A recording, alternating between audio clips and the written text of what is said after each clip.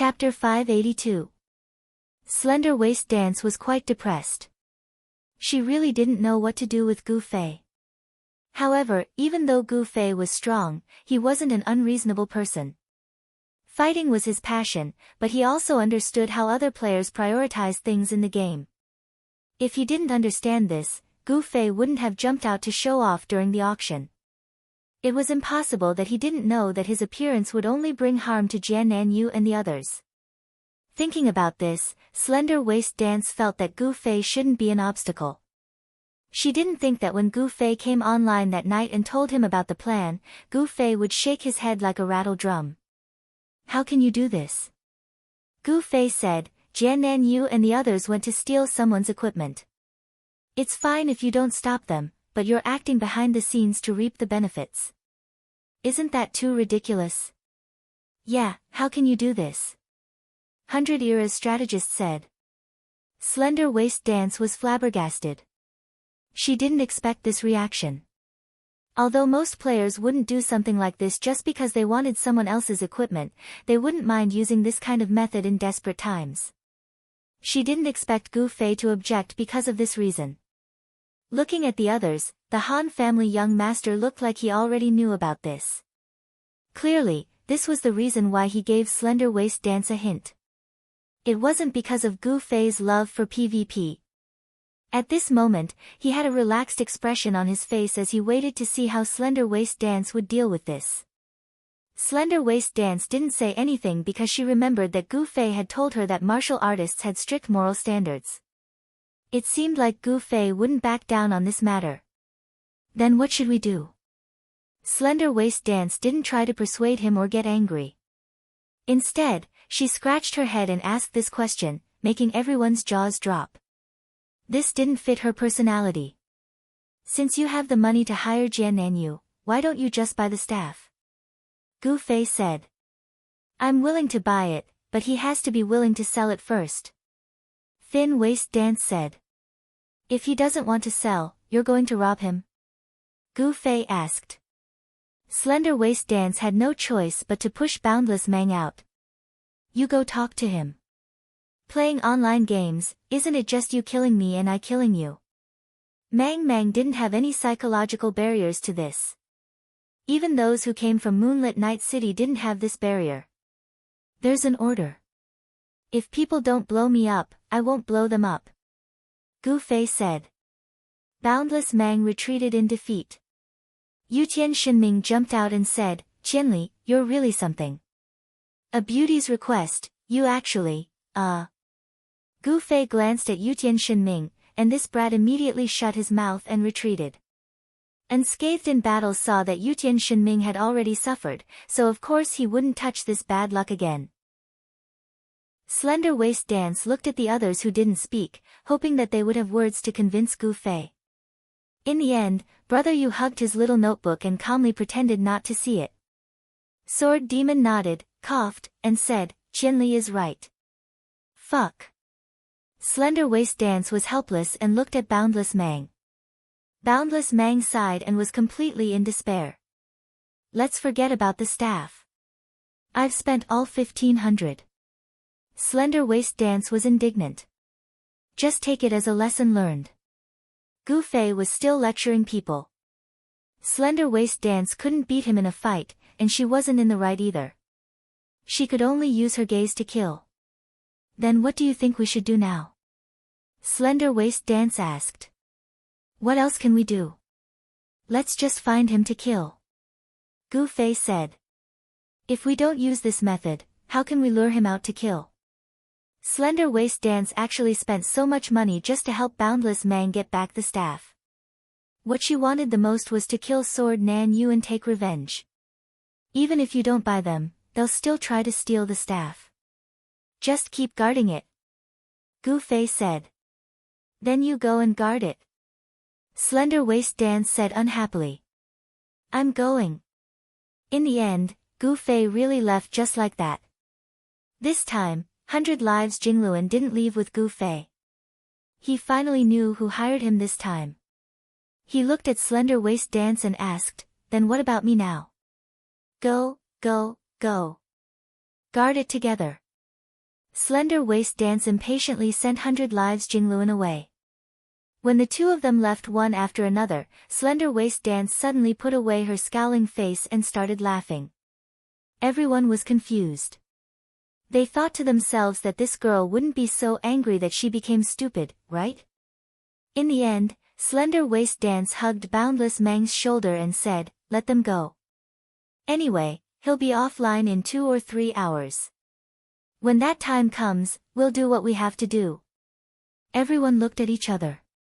This was really Gu Fei's weakness. The game was fixed for 3 hours a day. How could it be so coincidental that everything would happen during these 3 hours? The buyer of the staff might not even show up during these 3 hours. In the auction house, Sword Nanyu was already personally raising the signboard. In the morning, after Dao Xiangmu started, a few people took turns in 2 or 3 hours.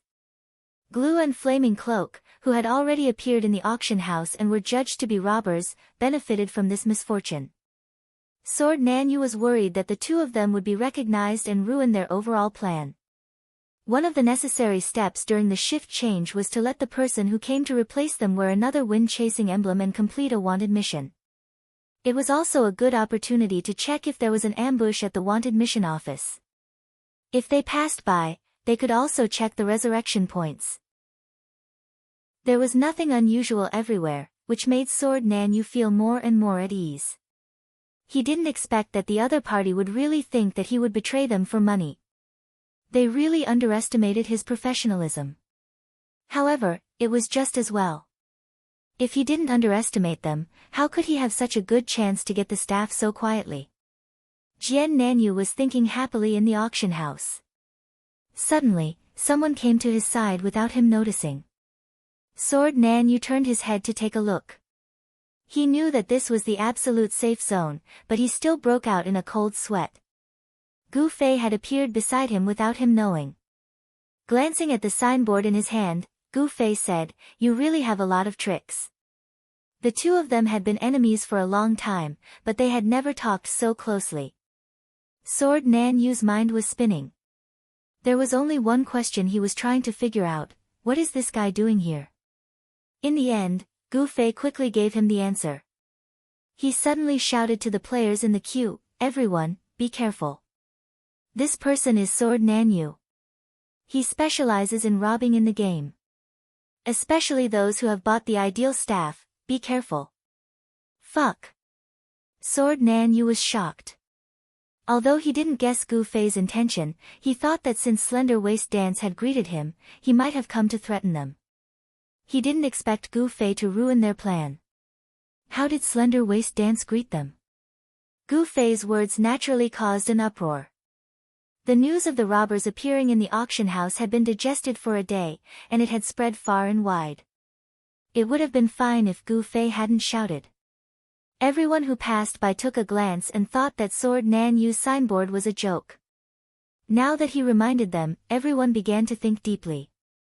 Using such a crude method instead of going to the forum was already suspicious. However, everyone knew that the ideal staff had just been put up for auction 2 days ago, and it was said that the buyer had yet to show up. So, such a crude method of waiting for a rabbit to appear was much more reliable than going to the forum. However, after hearing Gu Fei's words, everyone immediately realized that these guys didn't want to buy it. They wanted to figure out the owner of the ideal staff and then drop it. What happened next was almost a repeat of what happened to Glue and Fire Blazing Coat yesterday. The players surrounded Sword Nanyu angrily and scolded him to their heart's content. But Sword Nanyu was indeed the boss. Compared to Glue and Fire Blazing Coat yesterday, he was much calmer. Anyway, no matter how many people surrounded him, they couldn't touch or spit on him. He calmly put away the wooden signboard and calmly sent a message to his brothers, "Go to the wanted office and take a look. Be careful." Something happened again? The other side asked quickly. Yes, Qianli suddenly came over and exposed my identity when he was drunk. I really don't know what they want. They want us to help them drop equipment and now they're here to cause trouble. Sword Nanyu said. After everyone was silent, Glue sent a message, "Nan, why don't you admit defeat this time? Let's give up on this mission. Does everyone think so? Sword Nan Yu knew that they were all together. The answer was likely to be discussed and then passed on through Glue's mouth. Yes. Glue responded. Sigh, let's talk about it after I get away. Sword Nan Yu's wind-chasing emblem was on standby at this time. However, he wouldn't use it until he was sure that it was safe. The crowd was surging. Sword Nan Yu could no longer see where Gu Fei was. He could only grit his teeth in hatred. Glue and the others carefully arrived at the wanted office. They didn't dare to go too close. After observing from all angles and levels, they confirmed that there was no one. However, this was only because there was no one outside the house. It was entirely possible that someone was lying in ambush inside the house. If that was the case, entering the door was equivalent to looking for death. The few of them looked at each other, not knowing what to do. Suddenly, a newbie player hopped past. Dao Xiangmu had a plan. He stopped the newbie player and gave him a few gold coins. He asked him to go in and help them take a look. When he returned, he would give him a piece of equipment. The newbie player happily went in and didn't return from the mission. He described the players and classes he saw inside. There was only one person in the wanted office, a Grandmaster of Combat. 100 generations of experience. Glue and Blazing Jacket immediately said. They were trampled to death by this guy yesterday. There was indeed an ambush. Everyone sighed. Thank you, there's nothing else for you. Dao Xiangmu casually gave the newbie a piece of equipment and sent him away. Everyone hurriedly reported the situation to Sword Nan Yu. If that's the case, then let's just wait. I was going to raise my sign here anyway. Sword Nan Yu said. Everyone was in pain. Sword Nan Yu said it casually. However, he was definitely being condemned by everyone in the auction house. Glue and Blazing Jacket had already experienced this yesterday. It wasn't a good feeling. However, the problem was that 100 generations of experience was not an ordinary person. Although there were 6 of them, they didn't dare say that they were a match for him. Or should we lure him away? Glue and Blackwater, the 2 classes with speed, suggested. Yes, that's a way. No matter how strong he is, he doesn't know how to split himself. He won't be able to outrun you guys. It shouldn't be a problem. Everyone agreed with this decision. Chapter 583. Aeon Statecraft isn't fast, unlike Qianli's Drunken Punch. The 6 of them felt this idea was brilliant. Then I'll go. Blackwater volunteered. Glue had just died a heroic death yesterday, so they didn't want him to be hurt again. We'll keep an eye on him. If it doesn't work, we'll group up and go. I don't believe he can survive. Mu Xiangmu said. Why not? It's not like we haven't tried. Don't be impulsive. The Invincible Knight's lucky star had spoken. During the Battle of Xiaoyu City, the 100 Lives strategist had made a move, and that was because he had been merciful. For example, Jian Nanyu, who had not been merciful, had been sent to the resurrection point. Jian Nanyu was the strongest among them. Blackwater set off under the encouragement of his brothers. He looked calm on the surface, but he was actually very nervous. Aeon Statecraft wasn't fast, but he was a monster. Blackwater was afraid that he wouldn't even have a chance to run away and his neck would be broken. In the end, he could only use the invincible self-hypnosis method, so what if I die? It's just a drop of 1 level. Blackwater walked to the door and took a deep breath. He pushed the door open and saw Aeon Statecraft standing inside. Without a word, he closed the door and ran. The direction and route were all chosen. Blackwater didn't have time to look back and ran like his life depended on it. Half a minute later, there was a message. Blackwater didn't have time to look at it. He continued to run like his life depended on it. After going through 8 streets, he looked back and was relieved when he didn't see Aeon Statecraft. Even so, he didn't dare to slack off. While trying his best to go to places with more people, he began to check the messages that kept ringing non-stop along the way. Where is he? Where's Aeon Statecraft? Where did you go? Didn't he chase you, idiot? What are you doing? A long string of messages were sent by his brothers. Blackwater was stunned. He found someone to reply, what's going on? Damn, you're still alive. Where did you go? Don't you know how to look back? Aeon Statecraft didn't come out. Blackwater was talking to Dao Xiangmu. How? Blackwater was surprised. Did he see you? Dao Xiangmu asked. We saw you run after pushing the door. I saw it. He's standing at the door, and we'll see him as soon as we open the door. How can we not see him? Blackwater said affirmatively. Are you sure it's 100 Lives Classic as well? Inakami asked. It's him.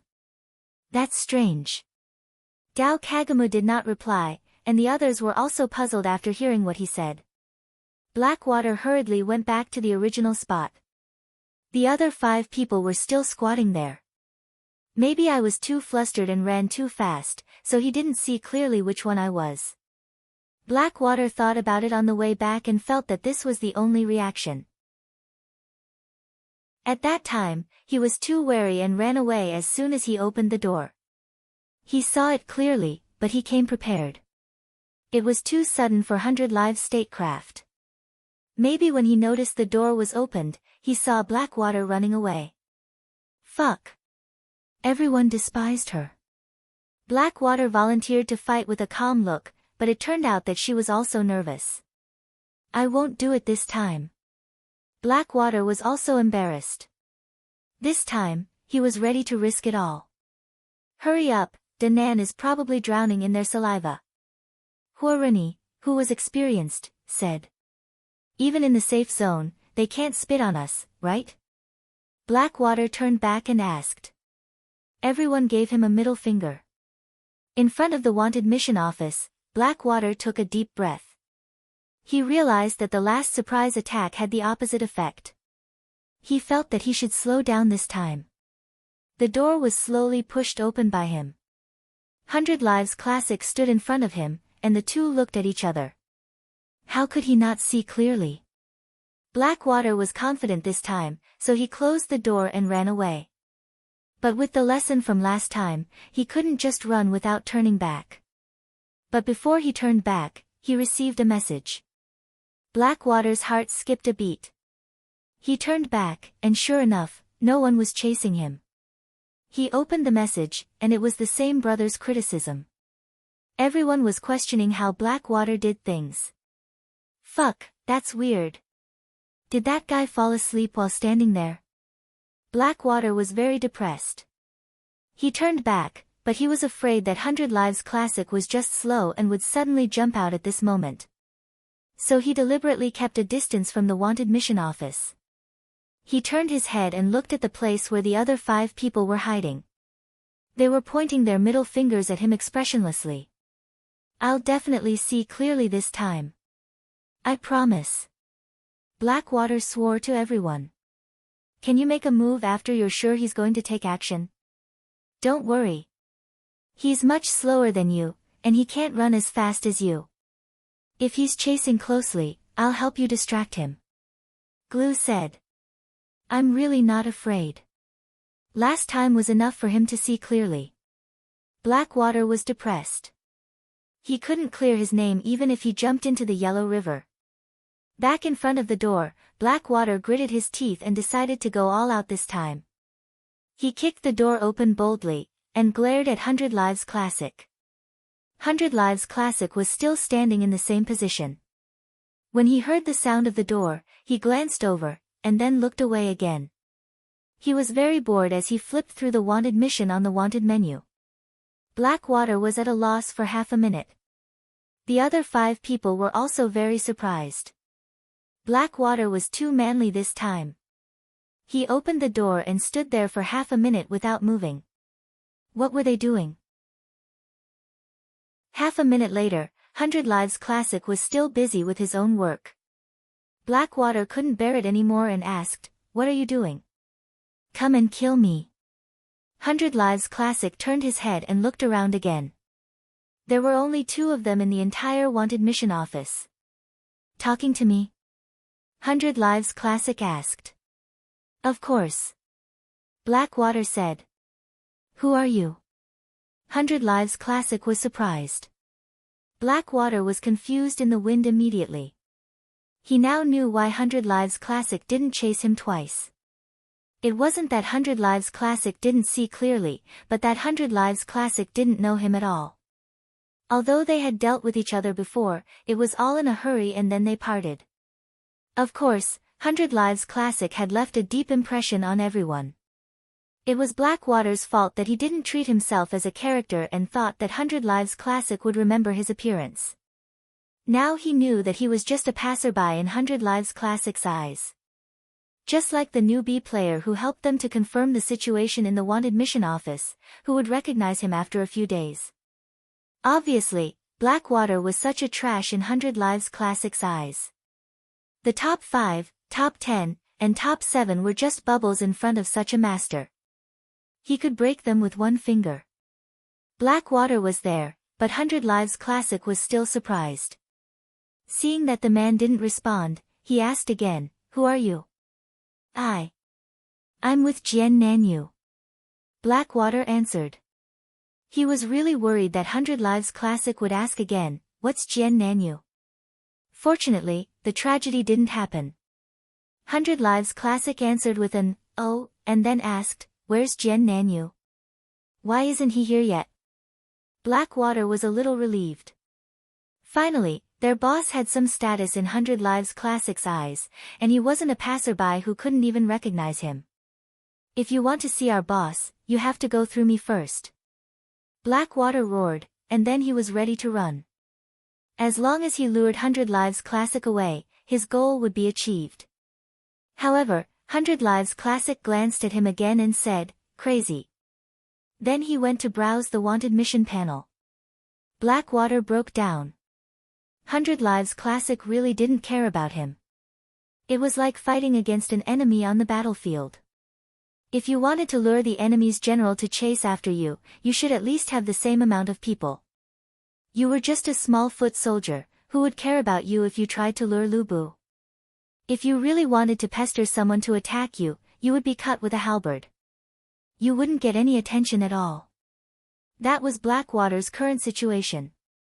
He couldn't lure him, and he didn't dare to attack him.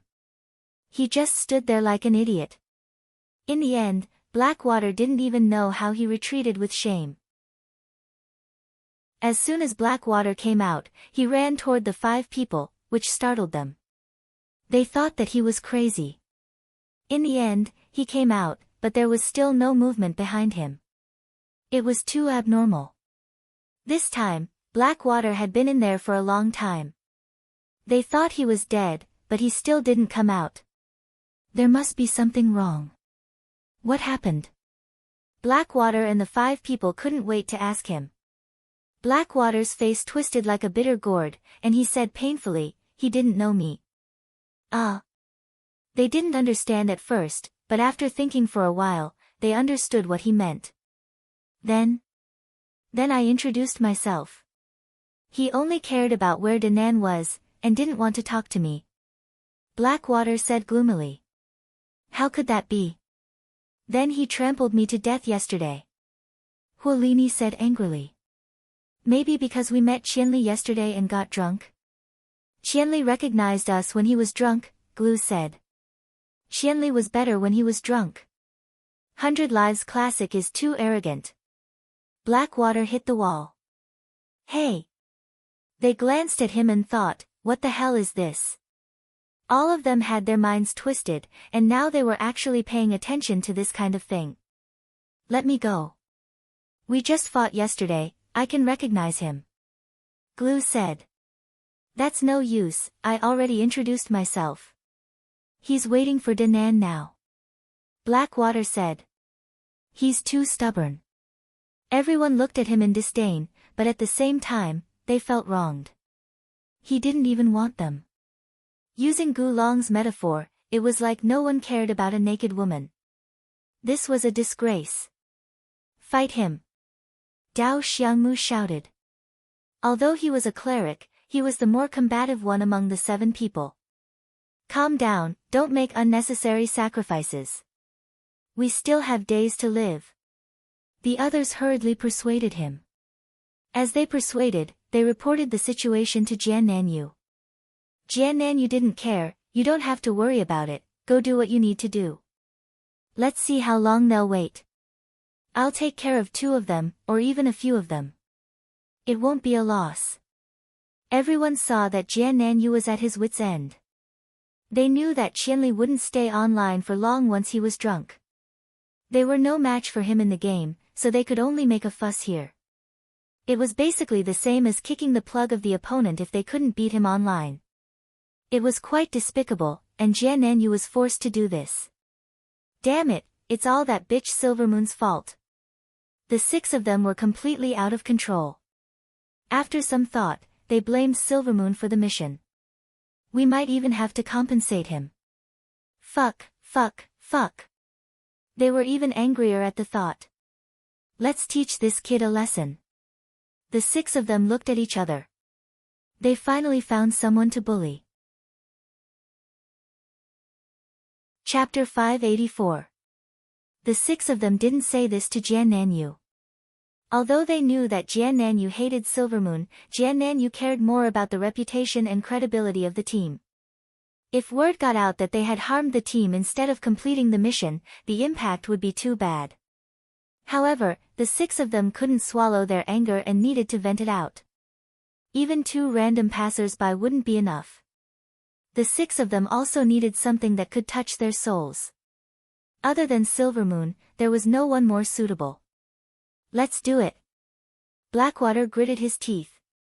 Originally, the one who suffered the most damage was Fiery Jacket, but after today's incident, Blackwater seemed to have caught up. We have to do it without leaving any traces. Glue said, if we go together, it'll be too conspicuous. That kid might see through us. Then what should we do? Let's pick a few people to go.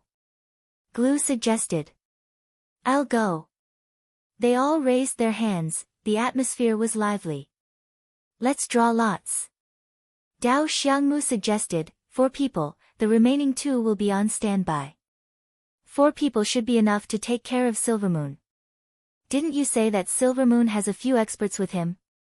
Lucky Star reminded.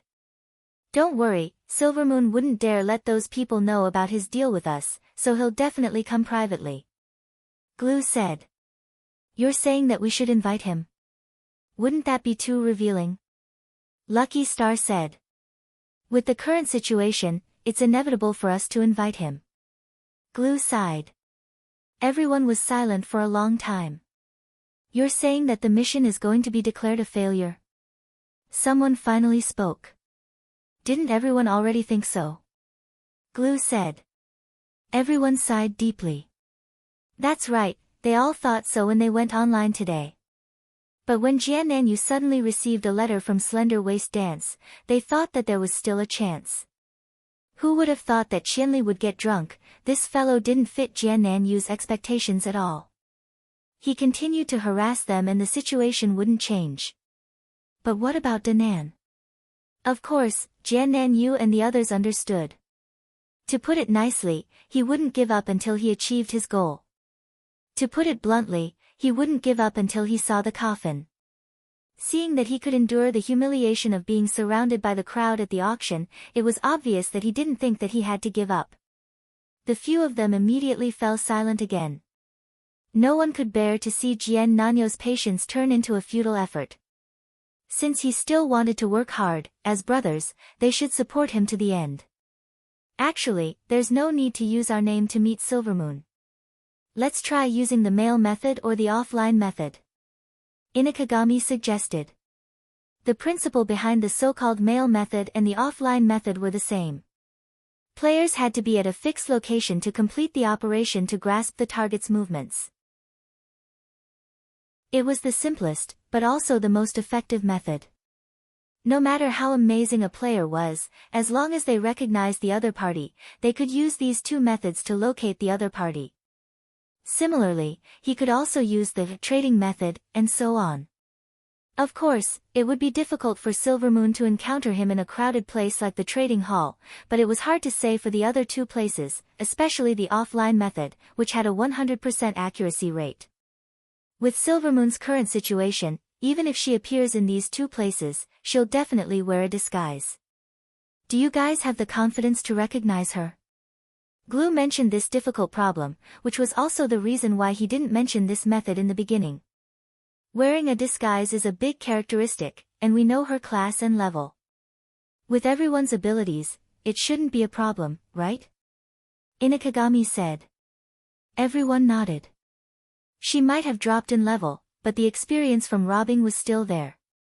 This ability to identify a target wouldn't be lost no matter how many times she was killed, unless her level was so low that she couldn't identify the target.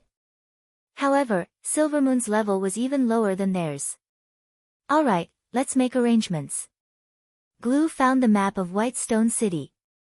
This kind of thing wasn't provided by the game system, but as the players' understanding of the game deepened, people with professional talents in this area began to make this kind of thing. The map of Whitestone City in Glue's hands was said to be the work of a professional cartographer. The most suitable areas for Silvermoon to train in are the White River Valley, the Silver Beach, and the White Birch Forest. However, with his current situation, he definitely wouldn't dare to go to the more prosperous areas. Excluding these, the only possible places for him to be are here, here, and here. Glue skillfully sketched on the map. These places are the most suitable for Silvermoon to go back to the main city. The fastest way is to go through the East Gate and go to the Thief Guild or the Archer shooting range. Inokagami tilted her head. Based on the current situation in Whitestone City, Silvermoon will definitely be hit when he's down if he's bumped into someone. However, there's absolutely no professional search or arrangement for him, so all he needs to do is disguise his identity.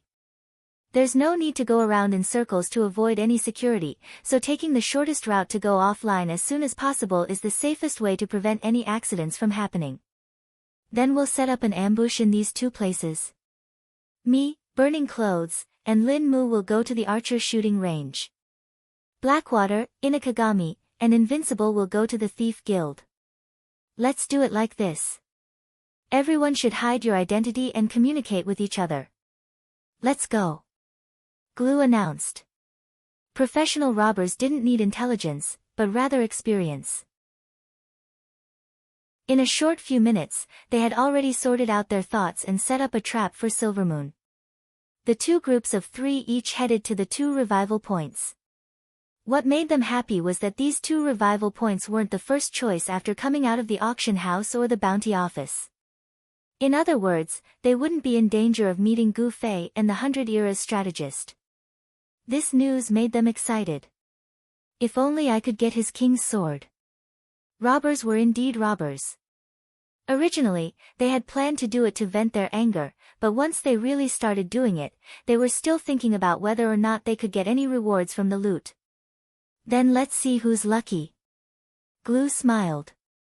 Although they didn't know how long they had to wait, they weren't unfamiliar with this kind of situation. More importantly, killing Silvermoon wasn't difficult at all. They hadn't experienced this kind of relaxed atmosphere in a long time. They talked and laughed and the atmosphere changed. Everyone felt that using Silvermoon to vent their anger was a wise decision. Jiannanyu was still in contact with the others and prepared to set up an ambush for Silvermoon. In the end, they didn't hide it from him. Jiannanyu didn't want to do this, but he realized that this plan made his brothers excited. This was the good thing that he hoped for. Since that was the case, he wouldn't be stingy with sacrificing Silvermoon, the trash. Although this went against their professionalism, compared to the extraordinary significance of this matter, they could rebuild their professionalism in the future. In contrast, the 6 of them were more worried about Jiannanyu's situation in the auction house. However, Jiannanyu simply said, "It's fine." In the auction house, there were waves of people surrounding him. Yesterday, the two robbers didn't hesitate to use teleportation to escape after being surrounded by the crowd, which made the crowd secretly happy. However, today's robber was really arrogant. Facing everyone's criticism, his expression remained the same. He took out 2 cotton balls from somewhere and stuffed them in his ears. He then sat on the ground and took out a handwritten copy of Butterfly Blues, Crossing the Horizon, from his pocket and read it with relish. The players were going crazy, but they couldn't do anything to him in the absolute safe zone. Some people even brought up the GM to threaten him. Jiannan, you could only laugh at their childishness. Robbing was different from stealing accounts. They were taking advantage of the loopholes in the game. Since the game had set the rules that players would lose levels, equipment, and money in PK, it was a rule in the game. The concept of malicious PK was too vague. How would they determine it? Do they want witnesses or physical evidence? Jiannan Yu had been in the online gaming circle for a long time. He didn't believe that the GM would have the time to care about this matter. Replying with, "Players settle their own disputes," was already good enough. Do you think I'm a newbie? You're trying to scare me. Jiannan Yu gave a middle finger to the players who threatened the GM and continued reading his book. The entire auction house was in an uproar. It was a huge mess. Gu Fei, who was in the crowd, was also angered to the point of suffering internal injuries. This guy was really shameless. In this kind of situation, he was still calm and collected. He really had a lot of faith in robbing. The voices of public opinion couldn't knock him down. Looking at the situation in the auction house, the normal business had been interrupted. If there were players who wanted to get their hands on the staff, they could forget about it. The NPC was near Jiannan Yu, the core of the circle. Where could they go? They had to have superhuman willpower and perseverance. Even though Gu Fei was angry, he couldn't do anything. He didn't want to waste time with Jiannan Yu, so he squeezed out of the auction house.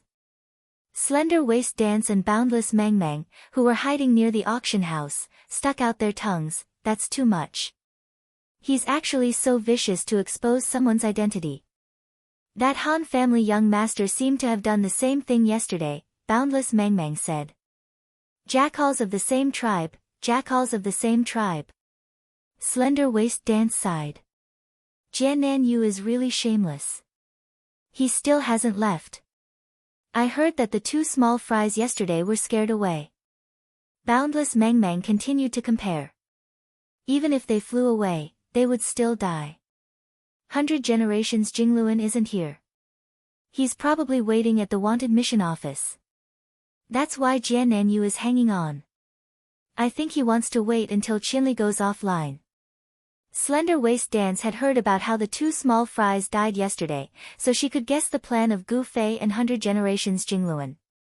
If that's the case, Qinli really can't do anything about it, Boundless Mang Mang said. Yes, go to sleep. Slender Waist Dance prayed. However, she saw Gu Fei walking toward their hiding place. Oh no, have we been discovered? Boundless Mang Mang immediately shrank his head. That can't be. Slender Waist Dance also shrank back. He can sense killing intent. Did you show any killing intent? What killing intent? What kind of killing intent can I have against him? I didn't either. While the 2 girls were muttering, Gu Fei had already arrived in front of them. Hi. The 2 waved at Gu Fei. What are you doing? Gu Fei asked. Ahem. It's getting late. Aren't you going to rest?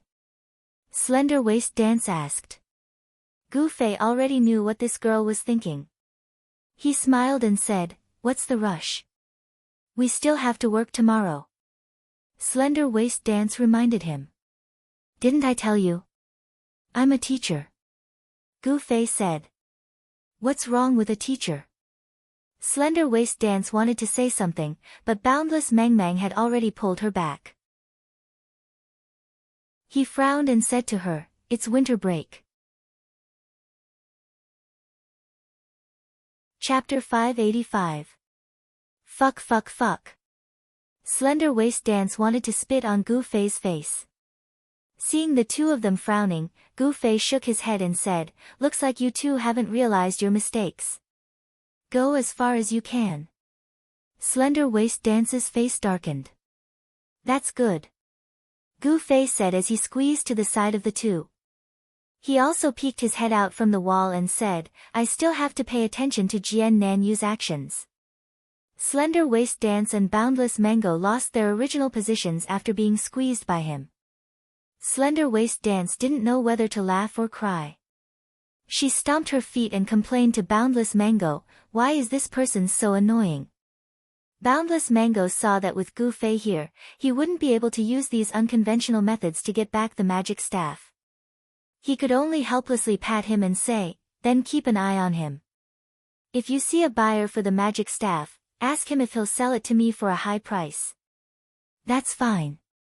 I'll ask him for you when I see him." Gu Fei nodded. "Then I'll be leaving first." Boundless Mango said goodbye to the two. Slender Waist Dance saw that Boundless Mango was actually saying goodbye to her and was confused. "What? I'm leaving. I'm leaving too." "Why are you leaving? Aren't you going to find Jian Nanyu for revenge? You can be with Qianli," Boundless Mango reminded her. "That's right," Gu Fei interrupted without turning his head. Slender Waist Dance thought about it and realized that it was true. This was supposed to be her ultimate goal, but why did she feel so uncomfortable? "I'm leaving." Boundless Mango said goodbye and left. Slender Waist Dance stayed where she was. When she saw Gu Fei's furtive behavior in the corner, she was so angry that she couldn't help but want to stab him with a knife. In the end, before she could get into position, Gu Fei reminded her without turning his head, "Don't mess around." Slender Waist Dance banged her head against the wall. She was about to die from anger. "How long are you going to wait?" Slender Waist Dance asked. "Until he comes out," Gu Fei said. "What kind of grudge do you have against him?" Slim Waist Dance was puzzled by Gu Fei's persistence. "Getting rid of evil for the people," Gu Fei said. Slim Waist Dance was speechless. She didn't know how to comment on such behavior. What if he doesn't come out? Slender Waist Dance gritted her teeth as she spoke. "I'm prepared." Gu Fei reached into his pocket and took out a book. "If he can read, why can't I?" "Where did you get the books?" Slim Waist Dancer was stunned. "I don't know about his. Mine was made by the students of Encyclopedic Scholar," Gu Fei said. "The Scholar of the 100 Lives is also a teacher." Slender Waist Dance's last glimmer of hope was shattered. She originally thought that Gu Fei was a teacher, but the Scholar of the 100 Lives couldn't possibly be one as well. If that was the case, Gu Fei could be there, but the Scholar of the 100 Lives would still have to go offline. In that case, Gu Fei wouldn't be able to take care of both sides by himself. In the end, it's more or less the same. Gu Fei didn't explain much. He turned around and smiled at Slender Waist Dance. "Anyway, you know that there's a winter break." "Eh." Slender Waist Dance roared in her heart. "What book are you reading?" Slender Waist Dance, who had regained some of her vitality, went over to take a look at Gu Fei's book. Gu Fei showed her the cover, 8 Extremities Door. "What's this?" "It's about 8 Extremities Fist," Gu Fei said. "Let me see."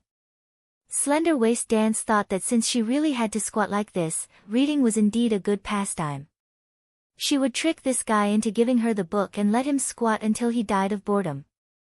Gu Fei didn't think much of it and handed the book to Slender Waist Dance. Slender Waist Dance flipped to the first page. The first sentence was, "Beyond the 9 states, beyond the 8 yin, beyond the 8 hung, beyond the 8 hung, there are 8 extremities." Slender Waist Dance's hand trembled and the book fell to the ground. Gu Fei hurriedly picked it up, afraid that the book would be refreshed. Even if the Night Streak sword fell to the ground, he wouldn't be this nervous. Just as he was about to say a few words to Slender Waist Dance, he saw that the girl had already run away crying. "If you don't understand, you can ask me. Seriously. Gu Fei muttered as he dusted off the book. Slender Waist Dance, who was crying, quickly caught up to Boundless Mang and hugged Boundless Mang. I'll never play with monsters again. Slender Waist Dance cried. Inside and outside the auction house, the wanted mission office, the archer shooting range, and the thieves guild. 9 people, 5 places, and 2 books. Everyone was waiting for their own targets. Time passed by slowly, and nothing changed in any of the places. Those who were supposed to come never came, and those who were not supposed to come kept swarming in. Ah, this paragraph is well written. Gu Fei blabbered on about the paragraph in the book and sent it to Encyclopedic Classics. Yeah, I like this paragraph too. Encyclopedic Classics received the message and had an intense discussion with Gu Fei. Jian Nanyu was even more engrossed in the story.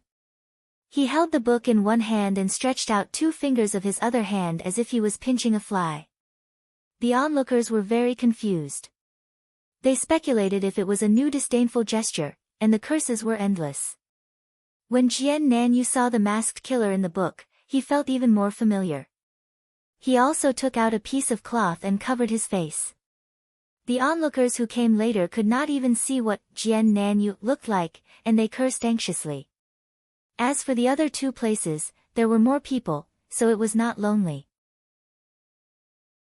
One was playing Fight the Landlord, and the other was Tie the Golden Flower. They were games that Jian Nanyu and his team often played when they were waiting for their targets. They would not feel bored no matter how long they played. In the blink of an eye, it was already 11 o'clock. Under normal circumstances, it was time for Gu Fei to go offline. Gu Fei was Jian Nanyu's assassination target. At the same time, he was Jian Nanyu's imaginary opponent for a period of time. He knew Gu Fei's schedule as well as Gu Fei's friends. When he saw that it was about time, he tried to add him as a friend. In the end, he added Qianli Drunk as your friend. Jian Nanyu spat out a mouthful of blood. Qianli Drunk was too fucking fierce. He did not even turn off his friend request. Then, the system prompted, Qianli Drunk has added you as a friend. After adding the other party as a friend, the other party could not reject the friend request. This was the system's rule. What's wrong? Are you coming out? Gu Fei's message came. Jian Nanyu did not answer. His intention had been seen through by others. I'm not going to sleep today. I'll wait for you until dawn.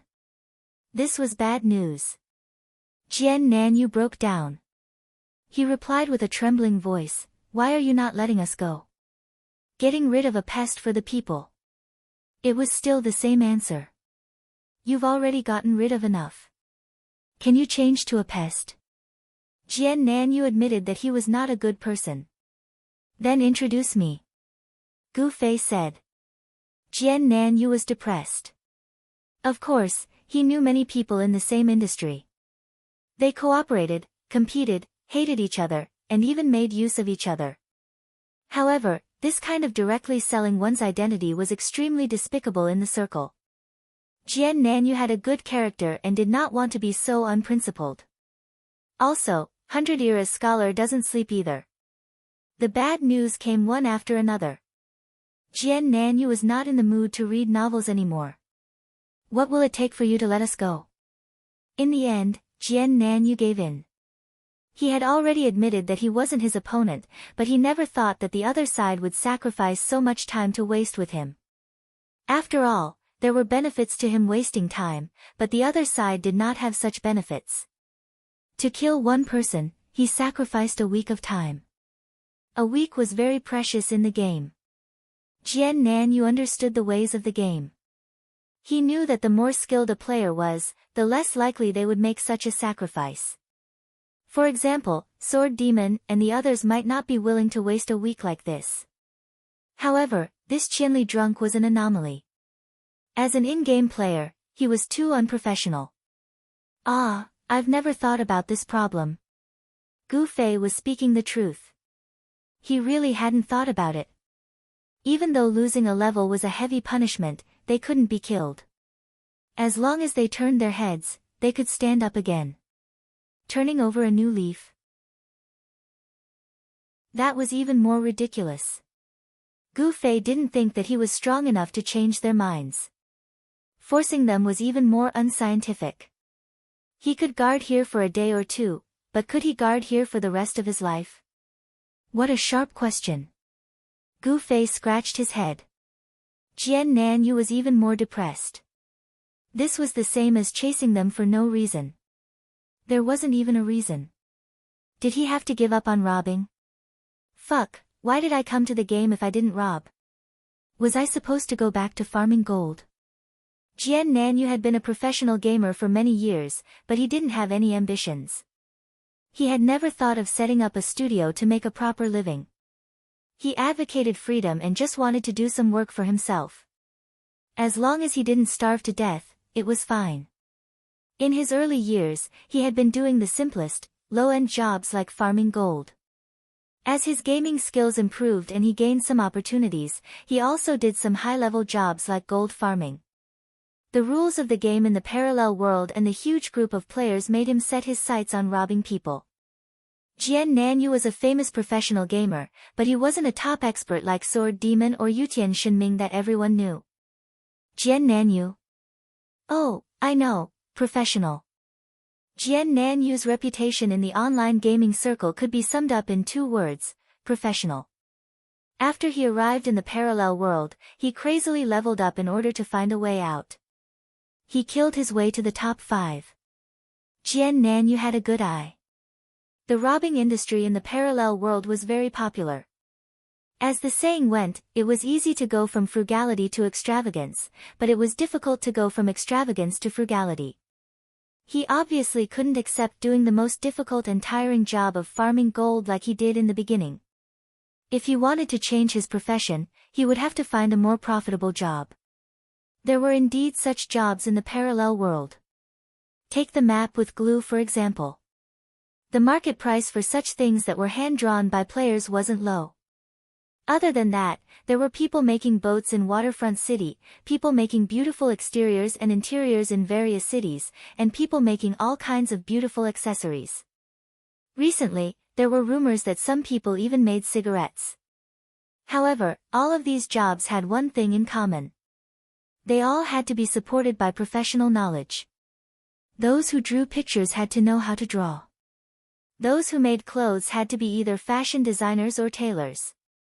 It was a tragedy for Jian Nanyu. He didn't know anything other than playing games. He was a professional gamer through and through. Other than playing games and robbing people, he really couldn't find a better way to make a living. Fucking Qianli was drunk and insisted on going against me. How could he let me go without saying anything? Does he really want me to die? Jian Nanyu thought in grief and anger as he suddenly stood up from the ground. Ah! The surrounding players were shocked. They weren't used to this guy who had been lying on the ground all this while suddenly standing up. What are you looking at? If you keep looking, I'll drop your equipment tomorrow. Jian Nanyu suddenly roared at the surrounding players. Fuck, you still dare to be arrogant. The cursing became louder. Jian Nanyu didn't respond. He only sneered and stared at the people who were cursing him fiercely. The players suddenly felt guilty. If they were really targeted. Fuck, I don't even know these people around me.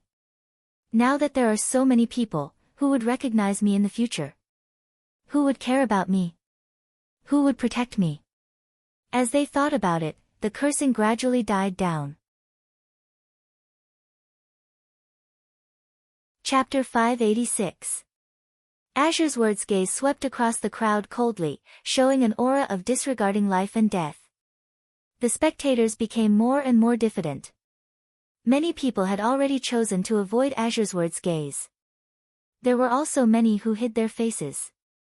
As the saying went, one could be a thief for 1,000 days, but one couldn't guard against a thief for 1,000 days. Moreover, in the game, one couldn't catch or kill a thief. It could be considered a lifelong career. What about normal players? Could it be that they had to guard against thieves for their entire lives? Especially those who stood at the front of the crowd, they were filled with regret. They felt that they had caused a lot of trouble. Even if they washed up, they would still leave behind a stench. They hid their faces and turned their heads, wanting to retreat. Azure Sword also walked out proudly under such a situation.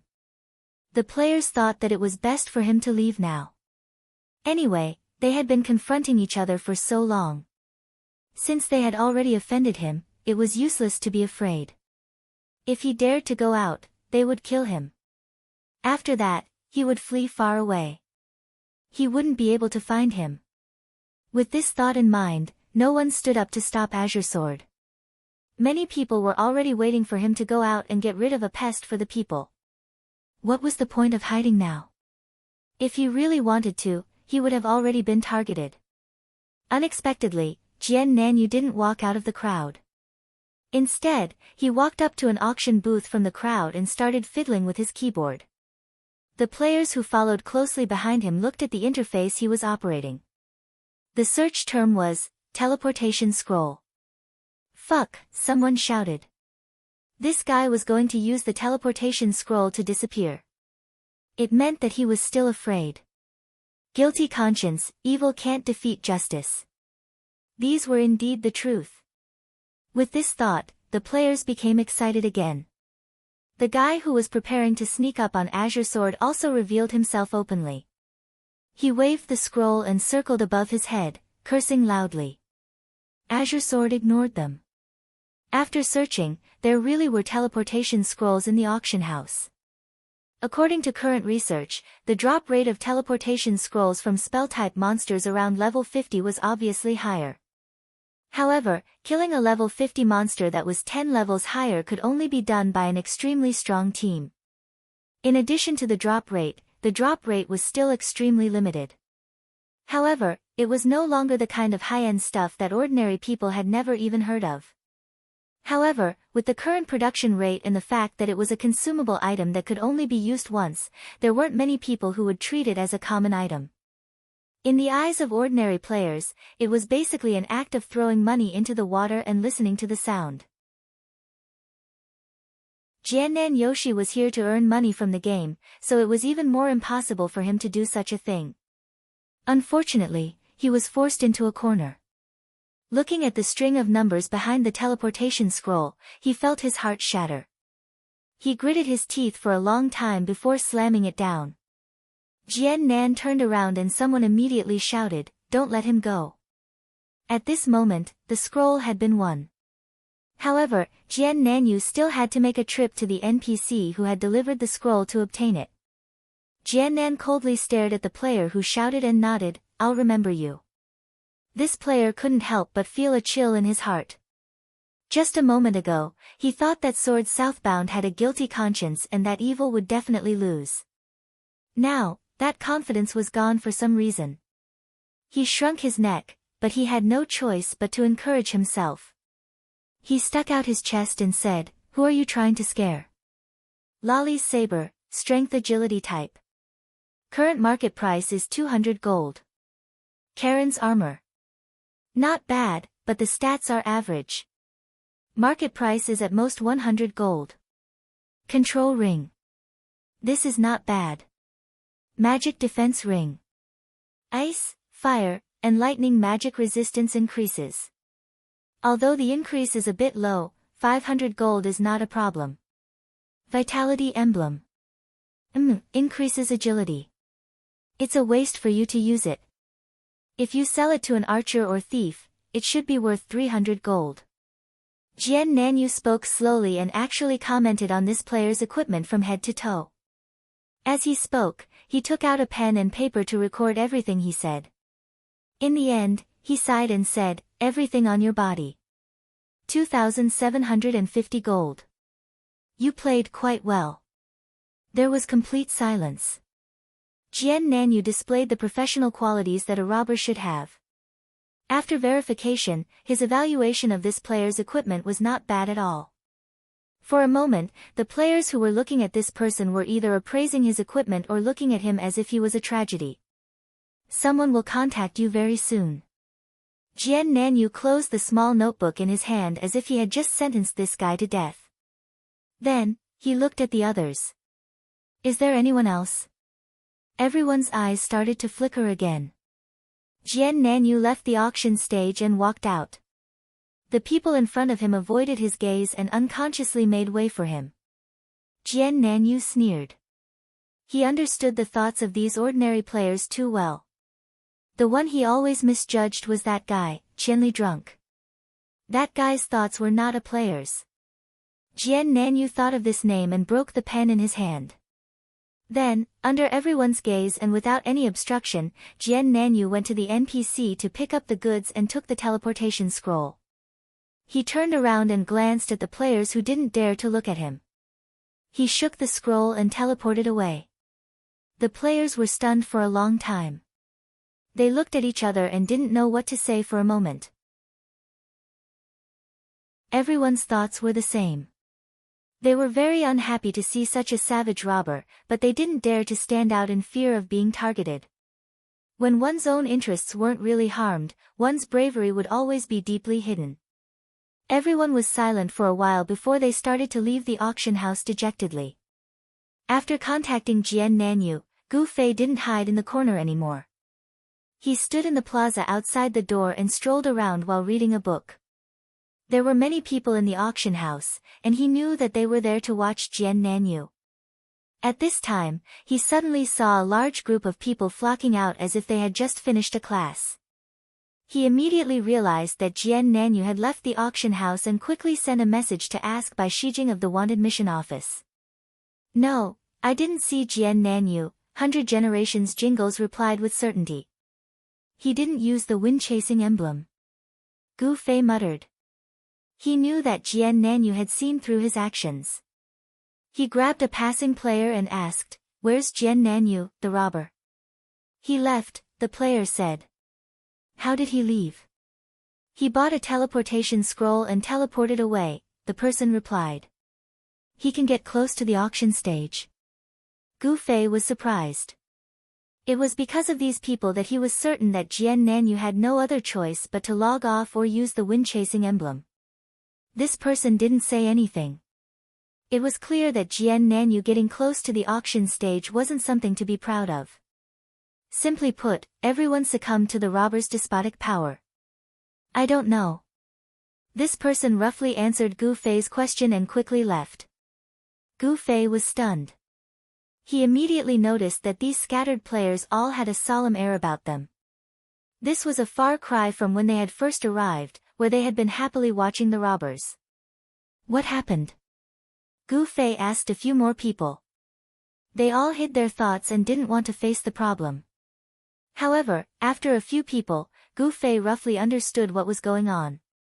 In the end, he could only sigh deeply. The bad atmosphere that existed in the real world had been brought into the game. Who said that the internet was fake? Moreover, the game was scarier than reality. In reality, the criminal would have already been caught by the crowd and handed over to the relevant departments. Even if they weren't, they would be beaten to death by the crowd and wouldn't have to worry about revenge in the future. However, now that they knew that Wandering Azure Sword was only a player and that he could resurrect after death, everyone realized how frightening revenge could be. Gu Fei didn't blame these people. In today's world, even the public security department advised people not to fight back and cause them to lose their minds. The bad guys had the upper hand and the good guys lacked a sense of security. There's no need to waste time there. Jian Nanyu has already escaped. Gu Fei sent a message to 100 Reincarnations Jingluan. Ah! Where did he go? 400 Reincarnations Jingluan, Jian Nanyu's escape was equivalent to his income escaping. He used a teleportation scroll and was randomly teleported. I don't know where he went. Gu Fei said. Then what do we do now? 100 Reincarnations Jingluan asked. It looks like we won't be able to find him in a short amount of time. Go do your own thing.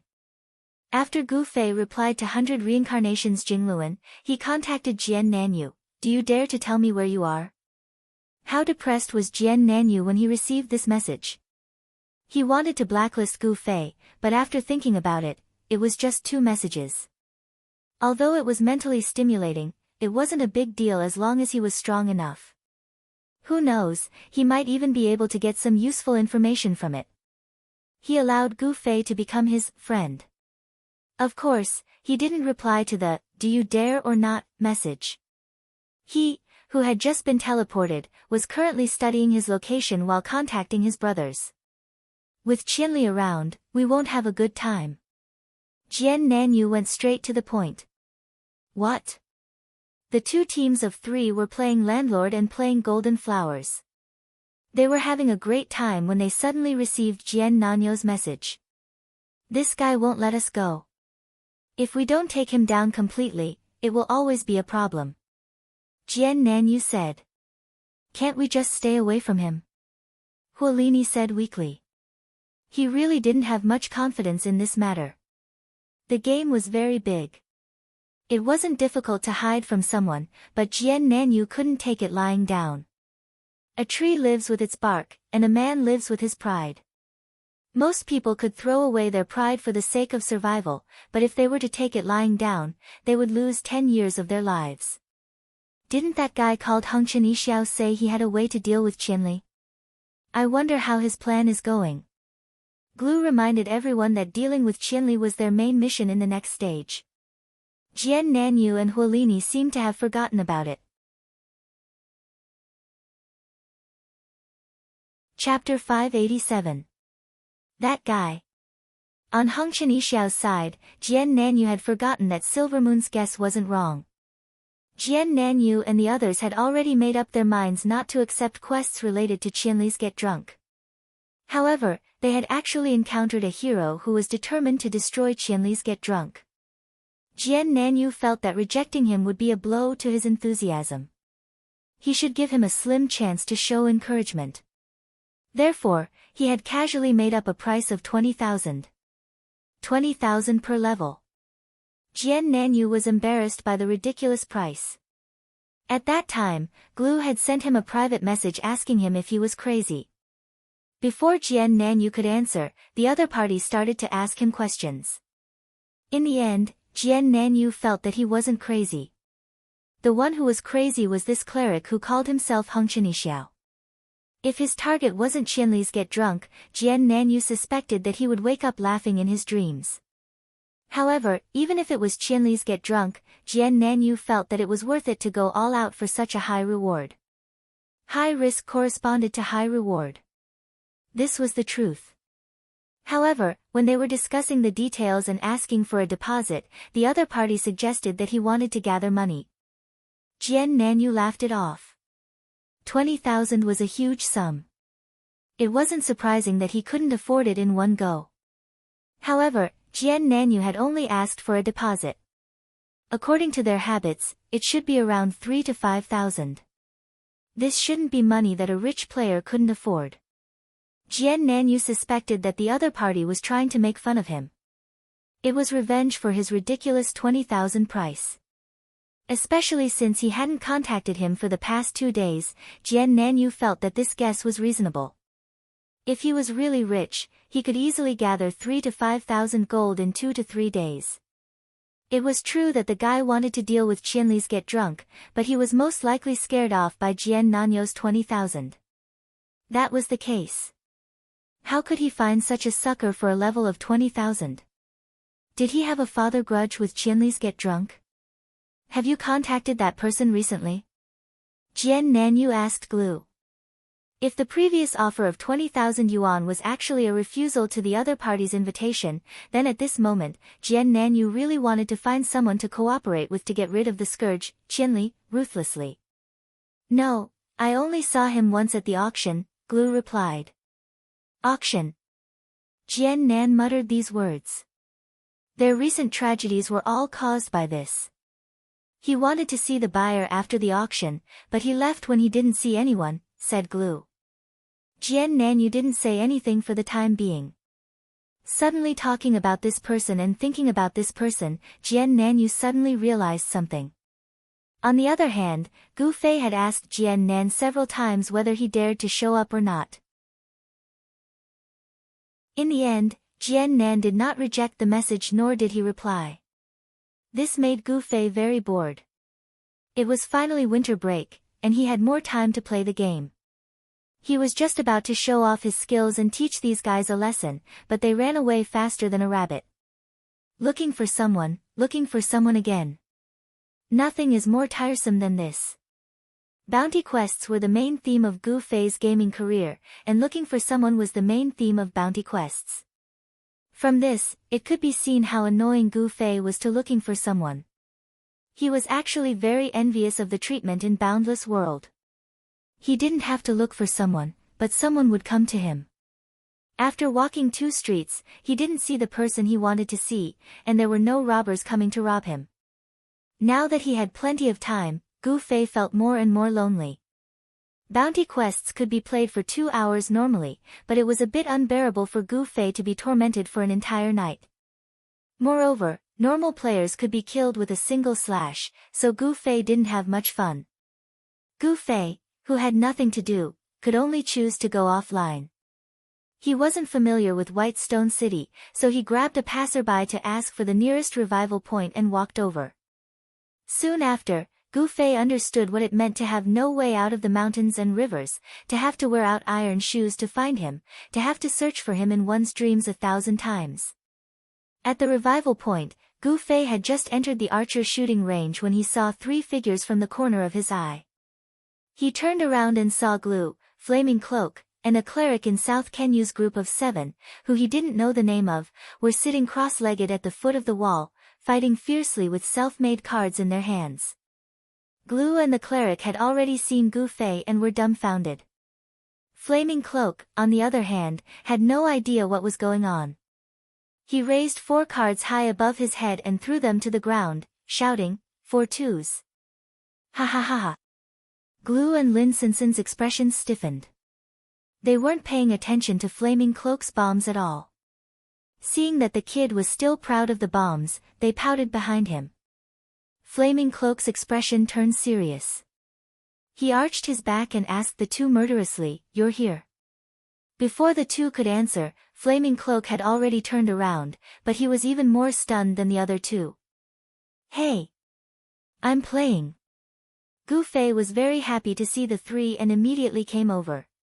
"What are you doing?" Flaming Cloak stumbled 4 steps back, and the cards scattered all over the ground. "Where's South Kenyu?" Gu Fei went straight to the point. "I don't know." The 3 of them answered. Glue also gave Flaming Cloak a hand, reminding him that this was a revival point, and a revival point where he could go offline. "It's nice to see you 3. Are you going out?" Gu Fei asked.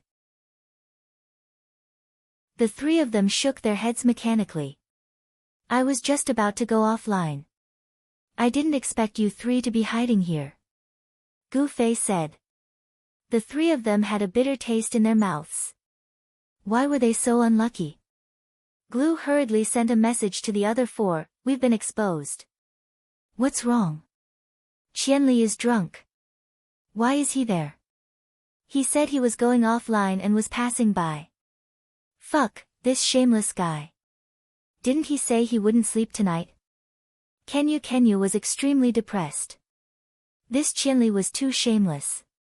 He changed what he said just a few minutes ago. Glue was speechless. He was already squatting in front of him. What was the point of thinking about this? "What are you playing?" Gu Fei looked at the cards on the ground. The cards were obviously self-made, and they were specially made for Landlord. There were no colors on the cards, and the numbers were written on them, from A to K. How do you draw the cards? Gu Fei was curious about how they drew the cards, and he found one. Fuck, it's so realistic. Gu Fei was impressed. There were 2 cards. The big one had a big king written on it, and the small one had a small king written on it. The 3 of them had the urge to strangle Gu Fei to death. However, the safe zone treated everyone equally and did not only protect them. "It's done." Gu Fei stopped smiling, picked up the cards on the ground, and handed them back to Huolini. He looked at the 3 of them and said, "Who are you guys plotting against this time?" Playing cards. None of your business. Lin Mu Sensen saw that the first two did not have a good line, so he simply kept quiet.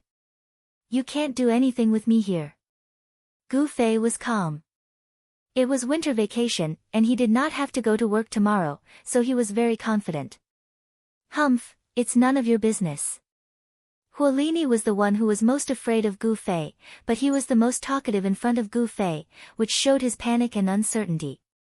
Come, let's continue. Huolini pulled on Glu and Lin Mu Sensen, and calmly walked to the side to continue playing cards. The two players hesitated for a moment. Clearly, they were helpless against Huolini's childish display. However, there was nothing else they could do. Gu Fei couldn't even leave the room, so the only thing they could do was to go offline. Then, they glanced at Gu Fei and went to play cards with Huolini. The three of them were absent-minded. They picked their cards while peeking at Gu Fei. Gu Fei squatted on the side and looked at the three of them with a smile, but he did not say anything. When the cards were about to end, Huolini reached for his card, only to find that he only had 3 cards left. He was surprised. Did I get the wrong card?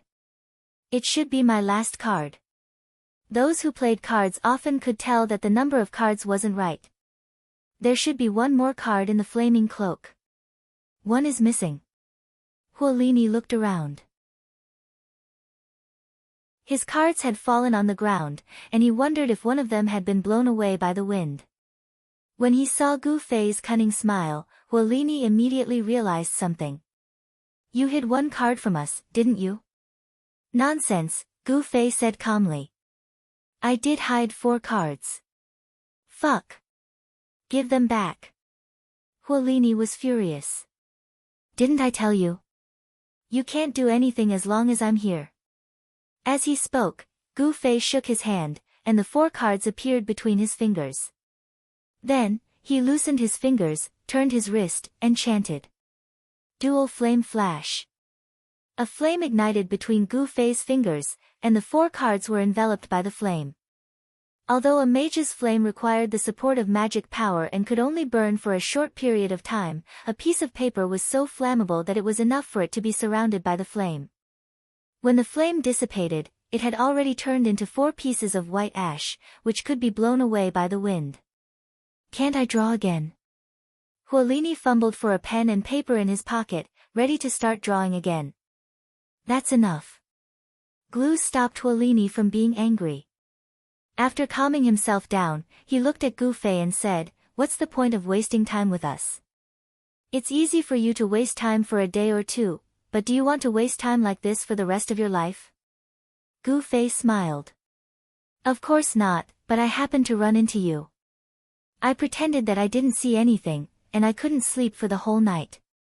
There are 7 resurrection points, but why did you have to choose the one that I went offline? Why didn't you say that you chose this one? Huolini roared. Is it God's will? Gu Fei asked. Huolini spat out blood. What do you want? Glu said. Your boss asked me the same question. It's so profound. I've been thinking about it. Actually, I can't do anything to you. But the problem is, I don't know if you're unlucky or if I'm unlucky, but I keep bumping into you. It's not my style to ignore you when I bump into you. You seem to be in a lot of pain. Look at what a mess this is. What do you think we should do? Gu Fei said. Chapter 588. What should they do? Gu Fei couldn't answer this question, so he mercilessly kicked the question back to Glu and the others. Of course, he meant that if they showed a good attitude, he might consider letting them go. But now, everyone understood why Gu Fei kept pestering them. This was the legendary roar when one saw injustice on the road. It was just that Gu Fei's voice was unexpectedly full of energy. After roaring for so long, he still wanted to roar. This made Jian Nanyu and the others very uncomfortable. Obviously, unless Jian Nanyu and the others stopped doing such things, they would continue to hear Gu Fei's roar. In that case, there's nothing to talk about. Glu was helpless. They really wanted to negotiate with Gu Fei, but Gu Fei's demands were too high. He wanted them to give up their careers. How stubborn, said Gu Fei. He knew that these guys wouldn't give up so easily. After all, this was just a game. In reality, they wouldn't give up. Their legs would be broken. Let's see if they were still stubborn. Gu Fei thought about it cruelly. The negotiation broke down, but Gu Fei wasn't anxious at all. Instead, he was interested in what the three of them were going to do next. The three of them murmured and glared at Gu Fei. We can't mess with him. We'll hide. After saying that, the three of them did not get up and went offline without any hesitation. Hee hee. Gu Fei smiled and went offline. Half an hour later, 3 white lights flashed in the archer shooting range. Glue, Firecloak, and Lin Sensen returned to the game. The first thing he did when he logged on was scan his surroundings. He did not see Gu Fei anywhere. As soon as you logged off, Qianli left drunk. Jiannan, you messaged Glue. Glue heaved a sigh of relief and smiled at the other two. He's gone. Flaming Cloak relaxed and cursed, that bastard. Silvermoon is still here. Glue glanced at her friends list and said, let's continue. Flaming Clothes took out his poker cards. Gu Fei had burned 4 of them, so he had to check which 4 were missing before he could make up for it. Flaming Clothes mumbled as he counted the cards, speaking of which, didn't Silvermoon and Qianli have a grudge? Actually, if we tell him that we are preparing to ambush Silvermoon, he might not cause us any trouble this time. Fire-Searing Robe didn't get a response from her companions. She looked up and saw the 2 of them staring at Fire-Searing Robe with petrified expressions. You, no way, he. Huarini slowly turned around and saw Gu Fei's face, which he hated the most, less than half a meter away from him. The missing cards are 4, 8, 9, and Q, Gu Fei told him. Fuck, why are you here again? Huarini screamed. I went offline for supper, took a shower, and then returned to the game. I didn't expect you guys to be here again, Gu Fei said. The 3 of them were so depressed that they wanted to die. So you are planning to ambush Silvermoon? Fire-Searing Robe didn't know that when Gu Fei came online, so Gu Fei heard everything he said. I don't understand. Silvermoon deserves to die, but isn't he the one who hired you to get his staff? Gu Fei asked. The 3 of them burst into tears. Why did they suddenly turn around and attack Silvermoon? To put it bluntly, wasn't it because Gu Fei was constantly causing trouble for them, causing them to have no place to vent their anger? But now, it was Gu Fei who asked them this question. How were they supposed to answer him? Should they tell Gu Fei that they needed to vent their anger on Silvermoon because they were bullied by him? Obviously, they couldn't tell Gu Fei that. For example, Fire-Searing Robe was afraid of Gu Fei in private, but in front of Gu Fei, he had to pretend to be fierce. Gu Fei looked at the 3 of them, hoping that they could give him an answer. The 3 of them clenched their teeth and refused to tell Gu Fei the reason. Water-Breaking Arrow and the others should be with Silvermoon right now. If you want to deal with Silvermoon, aren't you going to make them your enemies too? Didn't they help you a few days ago? Why is your relationship so messy? Gu Fei was really confused at this time. That day, when he was about to kill Jian Nanyu, Water-Breaking Arrow suddenly appeared and covered Jian Nanyu's escape. Gu Fei had always thought that Silvermoon, Water-Breaking Arrow, and Jian Nanyu were on the same side, but now it seemed like that wasn't the case. Messy, too messy. He's with Silvermoon. Didn't they say? Fire-Searing Robe suddenly shut his mouth after saying these few words. Didn't they say what? Gu Fei asked. No one paid attention to Gu Fei. Glue immediately contacted another group to continue talking. There was a huge mistake in their plan to ambush Silvermoon. At the beginning, Glue's plan was to give up on the quest and meet up with Silvermoon. Because Silvermoon had secretly hooked up with them, they were sure that he would come alone. But after seeing Jian Nanyu's persistence, they couldn't bear to let him go, so they changed their plan to wait for him. In the end, This had messed up both plans. Based on the current situation, there was no guarantee that Silvermoon would come alone. If the four of them came together, they obviously wouldn't be able to set up an ambush in a group of three. If that's the case, we can only find out where Silvermoon went offline and wait for him to come online. Glue said. That's the only way. Inagami of the other three replied. Leave one person to guard that side. Glue said. Okay, tell Linmu to guard your side. You and Searing Robe hurry up and level up. We can't get out. Glue said helplessly. What's wrong? Xianli is still here. Didn't he go offline? He's back up again. Fuck, how despicable. Inagami felt depressed for Glue and the others. Alright, you don't need to worry about us. You guys go settle your side. Glue said. What's going on with you guys? Gu Fei asked. The three of them still didn't answer. Gu Fei was at a loss, which made the three of them feel extremely satisfied. Not saying. Gu Fei asked again. The three of them laughed, but didn't say anything. Alright, no matter what, taking care of Silvermoon is a very meaningful matter. I won't disturb you guys anymore. After Gu Fei said this, he actually turned and left the safe zone. The three of them were very surprised. They practically followed his butt to the door. The three of them didn't dare take half a step out of the door. They just watched as Gu Fei waved at them and disappeared into the streets. What's this guy up to? The three of them looked at each other and told the other brothers. Everyone was at a loss. What's this guy up to? At this moment, Gu Fei was also at a loss. He couldn't understand the relationship between Hengchen Yixiao, Silvermoon, and Jian Nanyu. Where? Gu Fei suddenly sent a message to Hengchen Yixiao. Yi Xiaowu's internal injury. He really couldn't adapt to Gu Fei's unrestrained straightforwardness. Didn't this guy realize that they were enemies now? Could he not use such a casual tone to talk? Yi Xiaowu himself had the qualities of an enemy. He completely ignored Gu Fei's message. No one was willing to pay attention to Gu Fei. Gu Fei felt that this group of people was really boring. Hero, why are you still here? Gu Fei's previous offline behavior was his usual behavior. However, after more than half an hour, he came back online again. This was something that had never happened before. A few old acquaintances of the child elite group couldn't help but be curious. Brother Yu, the intelligence freak, had already anxiously started interviewing him. I'm on vacation. Gu Fei's words were concise and comprehensive. Oh. Everyone understood. What are you doing now?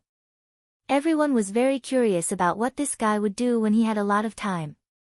If he also leveled overnight, the name of the 5 rookies would really have to be forcefully updated.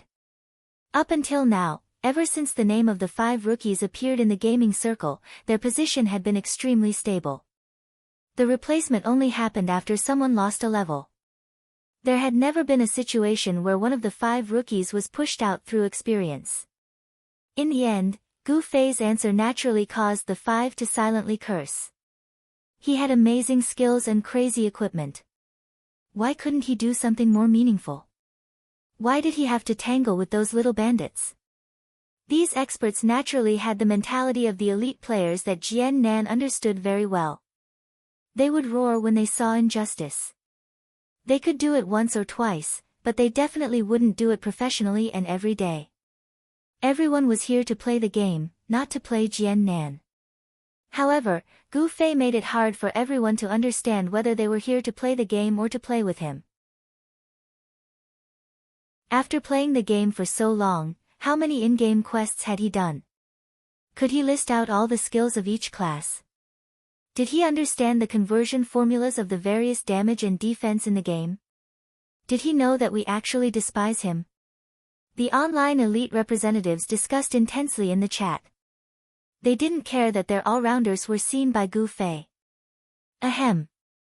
Gu Fei coughed to prove his existence.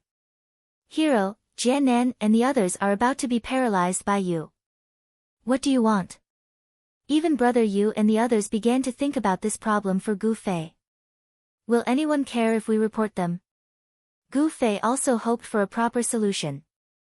He didn't want to waste time with these guys all day. Half of the 7 players weren't even level 40. Seeing that he was fierce on the surface, but when he really started fighting, their legs would go soft. There was no fun in PvP with them. Gu Fei was now simply paying the price for his own morals. Who the hell cares? Brother Yu got angry when he mentioned this. Even people from the company ran into the game and reported it. They said that they were going to investigate, but there's still no reply. You mean Hongchen Xiao? Gu Fei asked. Yeah. This guy said that he wanted to deal with me. Why didn't he do anything? I sent him a message, but he didn't reply. Gu Fei also criticized. The 5 were speechless. They thought to themselves, how cheap are you? This guy is really hopeless. Brother Yu sighed to the other 4 beside him. Due to the fact that they were in a foreign land, coupled with the fact that they had been repeatedly schemed against by Yi Xiao's group, the 5 members of Gongzi's elite party were currently gathered together to level up. They could have easily resolved their previous discussions verbally, but they did it in the channel for Gu Fei to see. As traditional players, they couldn't stand Gu Fei's new and unconventional playstyle. With his skills and equipment, even if he's a few levels lower than normal players, it doesn't matter. Han family young master said. Then why are we talking so much nonsense? Brother Yu was at a loss. Are you stupid? If he could come with us, how much more efficient would our leveling be?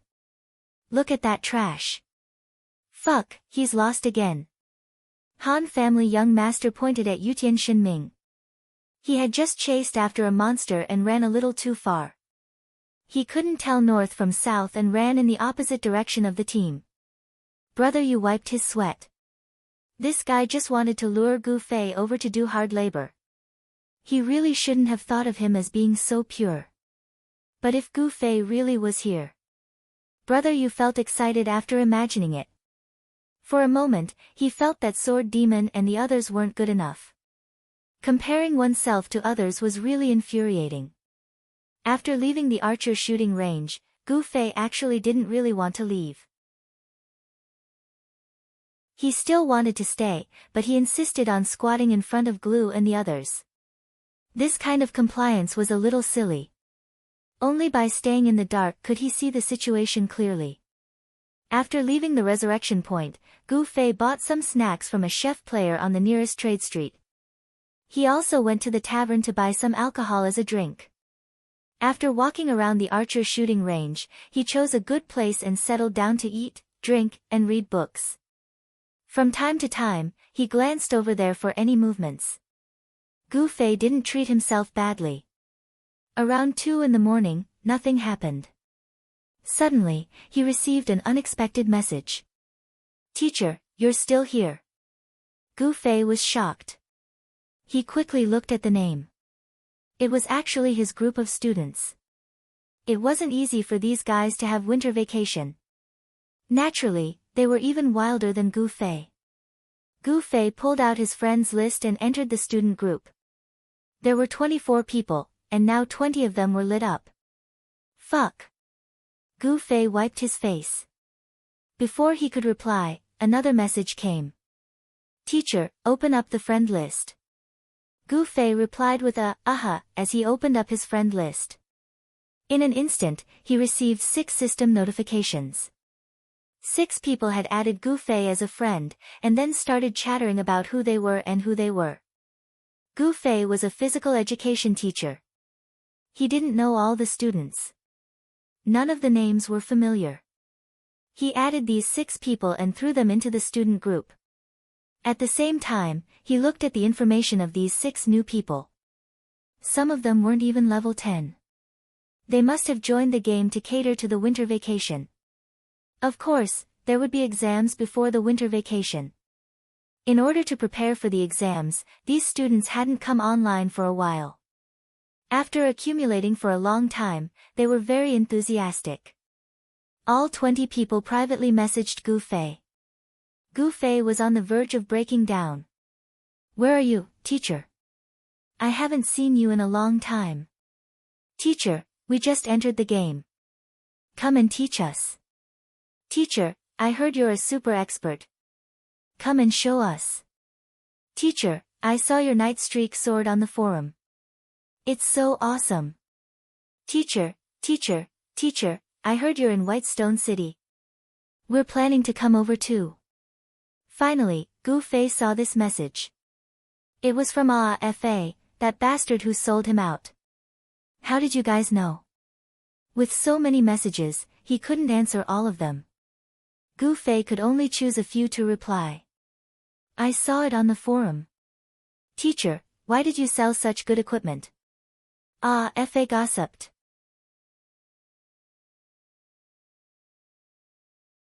Chapter 589. He could no longer focus on his books, his beer bottles toppled over, and his food spilled all over the floor. The students were full of vigor and vitality, and Gu Fei found it hard to resist. Compared to these children, Gu Fei felt that he was already like an old man. Teacher, the questions continued, and Gu Fei did not even have a single shout in the public channel. Crazy, he's really going crazy. Everyone, speak up one by one. Gu Fei sent this message 80 times, and all the students were willing to take him as the one, and continued to ask questions. Other than going offline, Gu Fei could not think of any other way to get rid of this. He hurriedly packed his stuff and ran to the safe zone. In the safe zone, although Glue and the other two had seen Gu Fei leave, they did not let their guard down. Flaming Jacket, on the other hand, had the experience of unknowingly guiding a disaster twice, so he was very sensitive about this matter. In the end, the three of them did not leave the resurrection point and continued playing landlord. In the end, they saw Gu Fei running madly into the safe zone as if he was being chased. The three of them were shocked, and before they could say anything, Gu Fei casually nodded at them and went offline. Their eyes suddenly lit up. Qianli's drunken drunk was clearly embarrassed. Which expert could chase Qianli to this extent? The three of them hurriedly threw away the cards in their hands and rushed to the entrance of the safe zone. It was a barren land outside, and the players who passed by were like passers-by. There was not a single trace of expert aura on them. The three of them were stunned for a moment, and when they turned back to look at the place where Gu Fei had disappeared, they were confused again. Gu Fei did not intend to leave without returning, so he took a roundabout route. He first pretended to go offline, and then went back online invisibly. The advantage of going online invisibly was that his name would not be revealed, and the system would not help him notify others. He could then slowly communicate with these students. Gu Fei couldn't help but shiver when he thought about how these students would have the same amount of time as him in the coming month. Glue and the other two were still at a loss. 5 minutes later, a white light flashed and Gu Fei was back online. The three of them were stunned. Gu Fei smiled at them and sent a message without moving. He must be in a hurry to pee. Huo Renyi speculated. Oh, probably. Hui Yuhao hastily ran over and logged off for 5 minutes. The three of them didn't dare to think about anything else. Initially, Gu Fei did not want to send a message to Fa. This fellow who had betrayed him before was not trustworthy. However, after scanning through the list of IDs, Gu Fei could not match them to the real person. After a long while, he had no choice but to contact Fa. Don't tell anyone that I'm here. Otherwise, you won't be able to pass the PE test next semester. Gu Fei threatened first. Obviously, Fa did not know that teacher Gu Fei was actually a very upright person. He was so scared that he almost peed his pants. He quickly said, "Teacher, it's not my fault. Your name was lit up just now. Everyone saw it. I've been here the whole time. Why did they only look for me at 2 a.m.? Gu Fei was curious. Of course, the students would not have just entered the game at 2 a.m. Oh, a few students came to the game today. At the beginning, everyone brought them along. After playing for a whole night, they were all tired, so they wanted to look for you to play. Fa said. Gu Fei was ashamed. He realized that he really had the protagonist's disease. He thought that if the students wanted to contact him, they should have done so immediately. However, in reality, there was a generation gap between the students and Gu Fei, be it in terms of age or occupation. This kind of generation gap might have been diluted in traditional online games. However, in this completely realistic environment, coupled with the fact that both parties knew each other in real life, the final result was that the gap was completely brought into the game. Obviously, these students did not really treat Gu Fei as their core friend. Today's incident was a good example. They had had enough of fooling around and were feeling a little tired. Suddenly, they realized that such a person was still lit up in their friend list. Only then did they remember that there was a teacher like Gu Fei in the game. Thinking back to Gu Fei's voice, most of them were asking for money, equipment, missions, and even performances from Gu Fei. In summary, they were just making fun of Gu Fei. These guys. Gu Fei did not know whether to laugh or cry. Teacher, are you in Whitestone City? How do I get to Whitestone City? Fa asked. After thinking it through, Gu Fei knew that these students said they wanted to come to Whitestone City not because he was here. Gu Fei was just a physical education teacher. Their teacher-student relationship was not that close. He immediately replied, "What are you guys doing in Whitestone City?" Gu Fei had already made up his mind. If this brat dared to shamelessly reply, "To see you," he would definitely teach him a lesson next semester. As expected, a young man's temperament was not that complicated. Fa was very frank. "I've played in Cloud City for a long time. I want to change to a main city. I heard that the main cities in the game are different." As expected, "Teacher, where are you?" "Then we'll come too." This was just a matter of pushing the boat with the current. Gu Fei was not the main reason they wanted to come. Not at all. If it's Whitestone City, we'll first leave Cloud City and walk through the Black Dragon Mountain Range. After that, we'll reach Moonlit Night City. From there, we'll walk in the direction of Moonlit Village. Then, we'll follow the main road to Whitestone City, Gu Fei said. There won't be any danger on the way, right? A few of my classmates haven't even reached level 10. Fa said. Yeah, those who haven't reached level 10 are very safe. As for those who have passed level 10. Gu Fei said.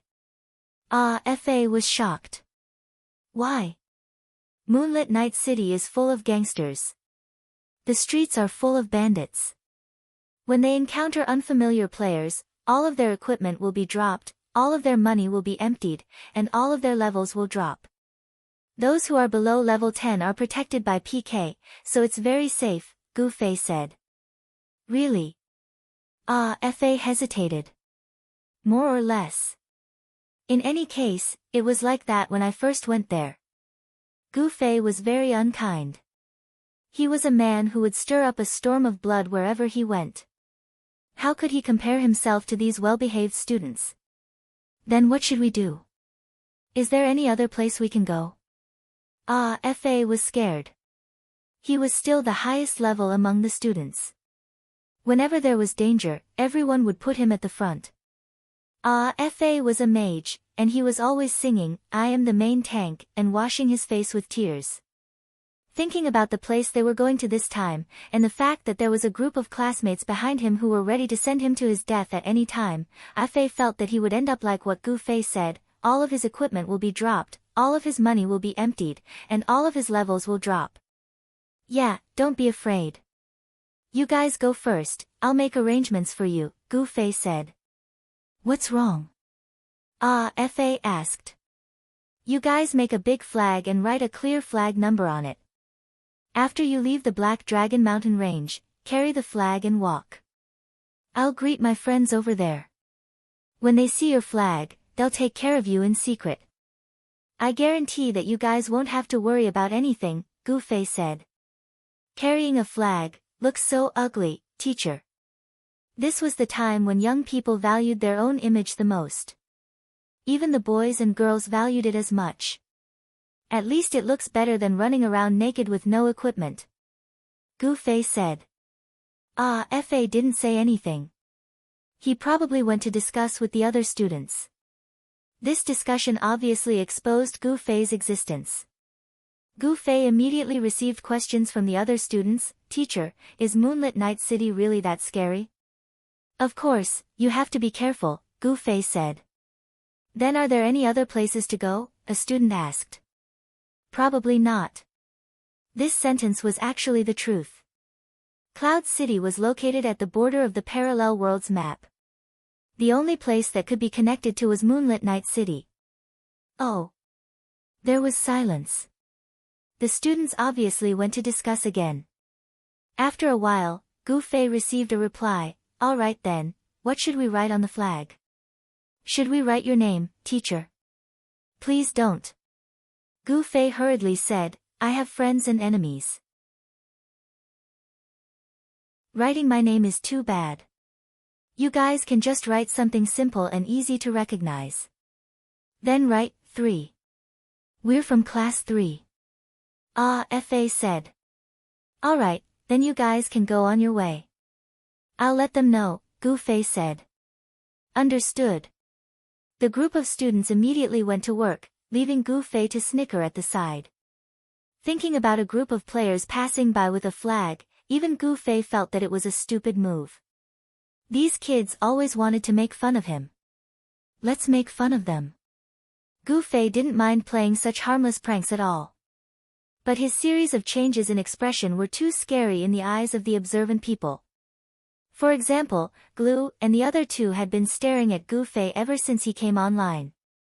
But after Gu Fei came online, he didn't move at all and just stared at him. The three of them who were familiar with the game knew that he was chatting in a message. But Gu Fei's expression, one moment he looked ashamed, the next moment he had a cold sneer, and the last moment he looked like he was secretly delighted that his plan had succeeded. It was too suspicious. Before the three could finish their analysis, Gu Fei's gaze suddenly turned. He had already ended the chat and looked at them with a wicked smile. Not good, did this guy set up a trap for us? The three couldn't help but think. Fire Burning Clothes couldn't help but ask, what do you want? Glue and Lin Sensei looked over. Fire Burning Clothes' lines from idol dramas were always so lethal. What was even more impressive was that he said it in such a way. Gu Fei wasn't hurt. When he heard the question, he was startled. What do you mean? What are you up to now? Fire Burning Clothes said. You saw through it. Gu Fei said. As expected. The three took a deep breath. Be careful, I've already gathered a large group of people to deal with you. All your equipment, money, and levels dropped. Terrible, so terrible. Gu Fei said as he left the revival point. Glue and the other two's faces were pale as they hurriedly informed the others of the bad news. This isn't good. Qianli is actually gathering helpers to deal with us. Helpers? Don't blame me for being arrogant. Let's be honest. If Qianli wants to deal with us, why would he need helpers? Dao Xiangmu said. That's why it's so scary. He's already calling for helpers. Think about how cruel his next move will be. Glue said. How do you know? Jiannan asked. He just said it. Glue replied. You believe him just because he said it. Seriously. Dao Xiangmu felt that these guys were really frightened by the mere twang of a bow. It doesn't seem fake. Just now, Qianli was sending messages here for half a day. It's very likely that he's gathering helpers. Glue said.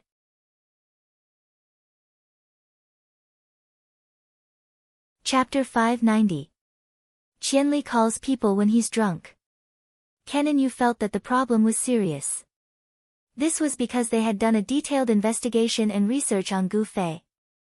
Not only was this person extremely powerful, he also had quite a strong background. Just the few elite experts in his mercenary group were already extremely difficult to deal with. Slender Waist Dancer and 100 Years Strategist were even more valiant. However, these people were only individual heroes at the end of the day. Sometimes, they couldn't split into two. The truly terrifying background of Qianli Drunk was related to the 10 Meetings Alliance in Moonlit Night City. The 10 Meetings Alliance was a group of people who had turned over a new leaf. Their unity was created in a special environment. In other main cities, they could only form such a large group. It was impossible for them to have the cohesiveness of the 10 Meetings Alliance. The 10 Meetings Alliance was actually just one party. It was divided into 10 parties because of the restrictions of the system. And Qianli Drunk was rumored to be the founder and mainstay of the revolution in Moonlit Night City. He had forged a deep friendship with the people of the 10 Meetings Alliance during the revolution. The leader of the 10 Meetings Alliance, Yun Zhongmu, was still indebted to him. If Qianli Drunk waved his arm, too terrifying. Kenan, you didn't dare to think further. This was an ocean of people's war. They only had 7 people. Whether it was underground warfare, lightning warfare, or guerrilla warfare, they couldn't deal with it. The game seemed to be over. Damn! How did the 10 Meetings Alliance grow into such a team? Kenan Yu thought angrily. He suddenly realized that the formation of the 10 Meetings Alliance was completely due to Silvermoon's contribution. Where's Silvermoon? Has he shown himself? Kenan Yu asked his brothers who were lying in ambush. Originally, he didn't approve of killing Silvermoon. However, seeing that his brothers were full of fighting spirit, he felt very gratified. However, he finally couldn't hold it in anymore. He realized that Silvermoon was really a scourge. There was nothing disgusting that he couldn't do. Not yet. Looking at the situation, he probably won't show himself until morning. Dao Xiangmu said. What about Qianli Drunk? Danan, if he's looking for someone, it's very likely that he's looking for someone from the 10 Societies Alliance. Glue was clearly aware of Gu Fei's background. Let's confirm it first. Blackwater, go take a look at Moonlit Night City. If the other party has a large-scale operation, it should be easy to detect. Jian Nan said. All right. Blackwater, who was trying to save his level, immediately headed toward Moonlit Night City after receiving the order. Everyone else, go about your own business. Jian Nan Yu said. Everyone anxiously continued with what they were doing. Glue and the other two were no longer in the mood to play cards. They sat in a circle and discussed their uncertain future with worry. Gu Fei, on the other hand, was considering whether or not he should greet the evil tyrant of Moonlit City, Yun Zhongmu. Although the hellish description of the Moonlit Night City was infinitely exaggerated by him, it was indeed not a safe place. Children were ignorant and impulsive, and they might really get into trouble. After thinking about it, Gu Fei felt that it was better to be responsible for his students. Thus, he searched for Yun Zhongmu's friend list. Boss Yun, are you here? Gu Fei greeted Yun Zhongmu like a normal player. Yun Zhongmu and Gu Fei had added each other as friends when they passed by Moonlit Night City for the Reigning the Four Seas quest. After adding each other, it became a decoration and had never been used. When he suddenly received Gu Fei's message, Yun Zhongmu was leading a group of brothers to bully a guild. Plus, it was the middle of the night, so he was a bit muddle-headed. He tried his best to clear his head, and when he saw that it really was Qianli Drunk, he immediately stopped what he was doing and focused on texting. Qianli Drunk was becoming more and more famous. The news of him selling his sword in White Stone City had already spread all over the forums. It was impossible to take a screenshot, but someone directly described the sword's attributes. Countless people almost peed their pants after seeing it. This sword was too scary. But what was even more frightening was that the sword's owner had actually happily sold it. There were only 2 circumstances for such a powerful equipment to be sold in the game. 1, the owner was leaving the game, and 2, the owner had an even more powerful weapon, and the sword was no longer in use. When they thought of the second possibility, many people couldn't help but pee their pants. Brother Qianli. What's up? Yun Zhongmu stopped what he was doing and focused on texting Gu Fei. He was going to ask about the sword's whereabouts. The forums said that it was sold to Slender Waist Dance, but according to what Yun Jongmu knew, Slender Waist Dance and Gu Fei were friends. This was a bit strange. It's like this. I have a class of students who want to go from Cloud City to Whitestone City. When they pass by Moonlit City, don't bully them. Gu Fei said. A class of students. Yun Jongmu looked at this term and felt that it was much more bizarre than the Night Streamer sword. I saw a group with a flag with the number 3 on it. It's them. Gu Fei continued. Oh. Yun Jongmu replied. He still didn't understand what was going on. Thank you very much. Gu Fei had already said everything. That. Yun Jongmu hurriedly shouted again. I've been looking at the forums for the past 2 days. Brother Gu, your sword is really powerful. Yun Jongmu hurriedly asked for information. Ha! You sold it to Slender Waist Dance? Yun Jongmu asked. No, I'm just joking. It's still in my hands. Gu Fei said. Oh, then when do you want to sell it? I want it. I don't care how much it costs. Yun Jongmu could be said to be rich and overbearing. He didn't rely on himself, but on the group. His group of players were loyal and united. If there was something they really needed to buy, they could spend a few gold coins to buy it. Okay.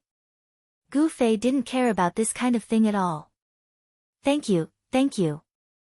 Also, what's up with your students? Yun Jongmu still didn't understand before.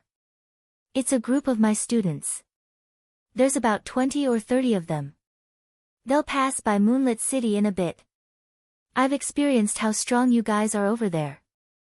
I'm afraid that my students won't know better and will be bullied. That's why I asked Boss Yun to take care of them. Gu Fei said. Oh, so it's like that. I understand now.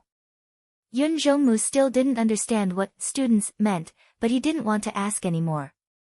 He then said, how about Brother Qianli give me their ID and I'll add them as friends. It'll be easier to contact them. That's fine. Thank you. Gu Fei immediately gave him Fei's ID. Then, he quickly sent Fei a message. In a bit, someone called Yun Jongmu will add you as a friend. He'll help you guys leave Moonlit City safely.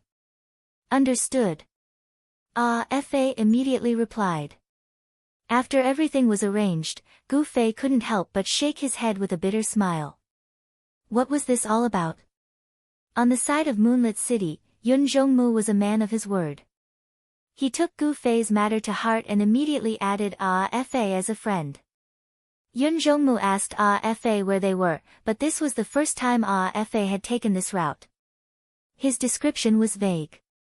Yun Jongmu had only walked this route twice, so how could he know the coordinates? He did some addition and subtraction with his current coordinates.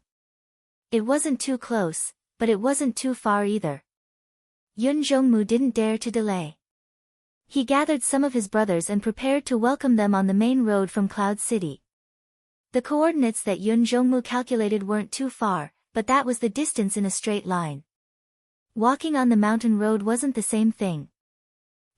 Fei and the others had just started their journey not long ago. Yun Jongmu waited for 3 whole hours. Many of his brothers were so tired that they fell asleep on the ground. Finally, a group of people appeared in Yun Jongmu's field of vision. At the front of the group was a flag that fluttered in the wind. They're finally here. Yun Jongmu was excited. He kicked the people who were lying on the ground and didn't care about their image. He reminded them to stay alert and not let others look down on them. When they came closer, Yun Jongmu's eyes widened. He carefully looked at them one by one.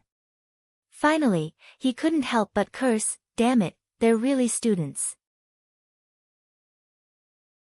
Although Gu Fei clearly used the word students, Yun Jongmu always thought that it was a special way for Qianli to call his younger brother or brother. It was just like how Yun Jongmu and his brothers called each other grandsons. How could they really be grandsons? But now that he saw them in person, Yun Jongmu realized that the students that Qianli had mentioned were really students. After secretly using a few more appraisal skills, Yun Jongmu was even more shocked. The appraisal results showed that the person who was holding the flag was the highest level. He was level 36. The others were in the 20s and 30s. What was even more ridiculous was that there were some who weren't even level 10. In order to show off his style, the people that Yun Jongmu brought with him were all top-notch experts. When he realized that he was dealing with a bunch of messy kids, he looked at Yun Jongmu with disdain. The student army also noticed the group of people in front of them. They all looked fierce and murderous. After using their appraisal skills, a string of big question marks appeared. They couldn't help but speculate in their hearts. Fa was just about to contact Yun Jongmu when he saw a bandit walking over from the other side.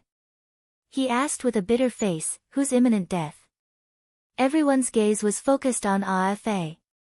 There was no need for him to answer. "I'm Yun Jongmu." Yun Jongmu endured the group of kids sizing him up curiously and introduced himself. Oh, so it's you. You scared me." Fa let out a long sigh. He was scared out of his wits when he was asked who was imminent death. He didn't even dare to answer. His classmates didn't disappoint him either. They quickly sold him out. Qianli told me to take care of you guys." Yun Jongmu didn't know how to phrase his words. He had killed people and flirted with girls in the game, but he had never taken care of kids. Qianli was drunk. "This grandson, he actually made me live like this." Yun Jongmu grumbled in his heart. Thank you. We're going to Whitestone City," Fa said. "Okay, this way. Keep the flag." Yun Jongmu led the way. When he turned around and saw that Fa was still valiantly waving his 3 flag, his face darkened. The students followed behind Yun Jongmu, chattering and pointing out the scenery in Moonlit Night City that was different from Cloud City. Yun Jongmu's group of brothers accompanied him, all of them at a loss. They had seen kids in the game before, but they had never seen such a large group of kids. What should they do now? Should they go up and have a chat with them? What are they talking about? What do kids play these days? Are you still playing Transformers? Watching the Black Cat Sheriff? Do you know about Blue Skin Mouse and Big Faced Cat? Yun Jongmu and his brothers were experts at hacking people to begin with, but they weren't good at communicating, let alone the fact that there was a clear generation gap between them and the children. The group of fellows were at a loss as to what to do as they walked, feeling like this road was incredibly long. They finally arrived at Luminous Village. Once they left the village, there were no other leveling areas. Aside from Whitestone City, there were no other players. Yun Jongmu stopped and turned around. He said to Fa, "Once we leave this village, we'll reach Whitestone City along the main road. There aren't many leveling areas on this road, so there shouldn't be any more danger." "Oh, thank you. Then we'll go on our own," Fa hurriedly said. Okay. Slow down.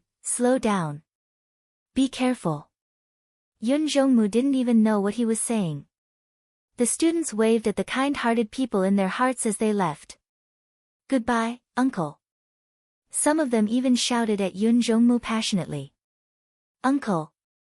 Yun Jongmu was petrified. "Am I that old?" "Especially that one. His fucking beard is even longer than mine, and he still has the face to call me uncle." Yun Jongmu wanted to cry. He turned around and looked at his brothers. They were all lying on the ground laughing.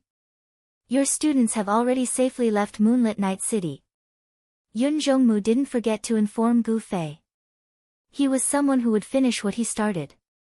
"Thank you, Boss Yun." Gu Fei hurriedly thanked him. "You're welcome," Yun Jongmu replied. After replying, he couldn't help but ask another question.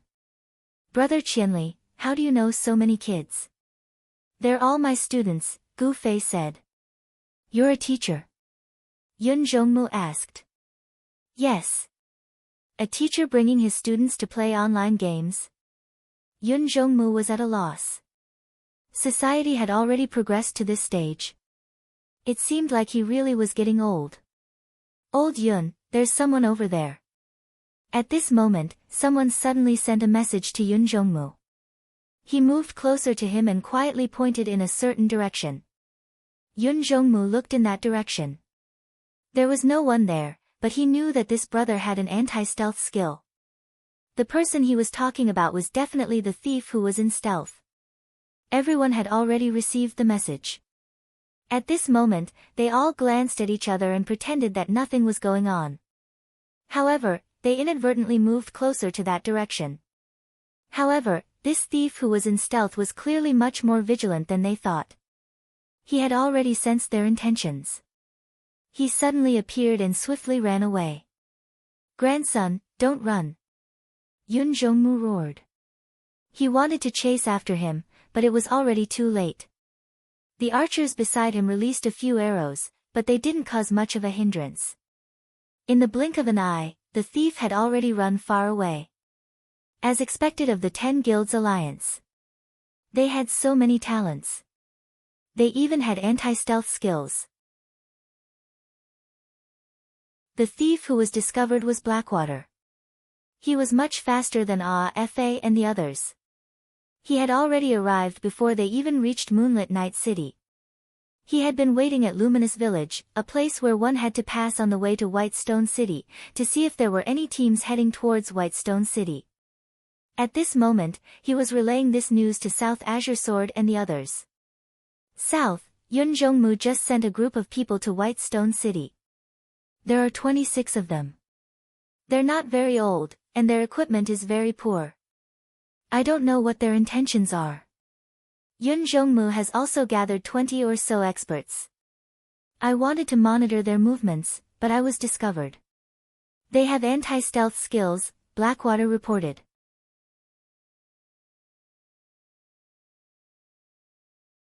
Chapter 591. What do you mean by young age and bad equipment? Southern Azure Sword didn't understand why Yun Jongmu would send this vanguard. Was it disgusting? I don't know. They look like a bunch of kids. I don't even need to appraise their equipment to know it's trash. Blackwater said. As a veteran robber, he obviously knew a lot about equipment. What did Yun Jongmu and the others do? Southern Azure Sword asked. I ran away. They don't seem to have any intentions of chasing after me. Blackwater said. Yun Jongmu and the others didn't plan on investigating. They had tens of thousands of enemies in Moonlit Night City. Having a stealth thief sneak up on them was a common occurrence. If they could catch them, they would kill them. If they couldn't, then they would just forget about it. If everyone was so calculative, then they wouldn't be able to continue living. As a result, after seeing Blackwater run away, Yun Jongmu and the others retreated. The sudden appearance of this little thief was not even an interlude to his gaming career. At this time, he was still holding a grudge against those brats who called him uncle, especially the one with a beard longer than his. Should I keep an eye on Yun Jongmu or those brats? Blackwater asked Southern Azure Sword. Are those brats really that bad? Did they purposely wear trash to hide themselves? Southern Azure Sword said. They're really that bad. I'm afraid you won't believe me if I tell you. Out of those 26 players, some aren't even level 10. Blackwater said. Not even level 10. Southern Azure Sword felt more and more suspicious. The biggest advantage of level 10 players was that they were protected from PK. Of course, they couldn't PK others. Could it be that there was a loophole in the rules? Which way? I can't even see them. Blackwater was anxious. Right now, Yun Jongmu and the students were heading south and north. The two groups were about to disappear from his sight. Keep an eye on Yun Jongmu's group. Leave those brats to us. Southern Azure Sword said.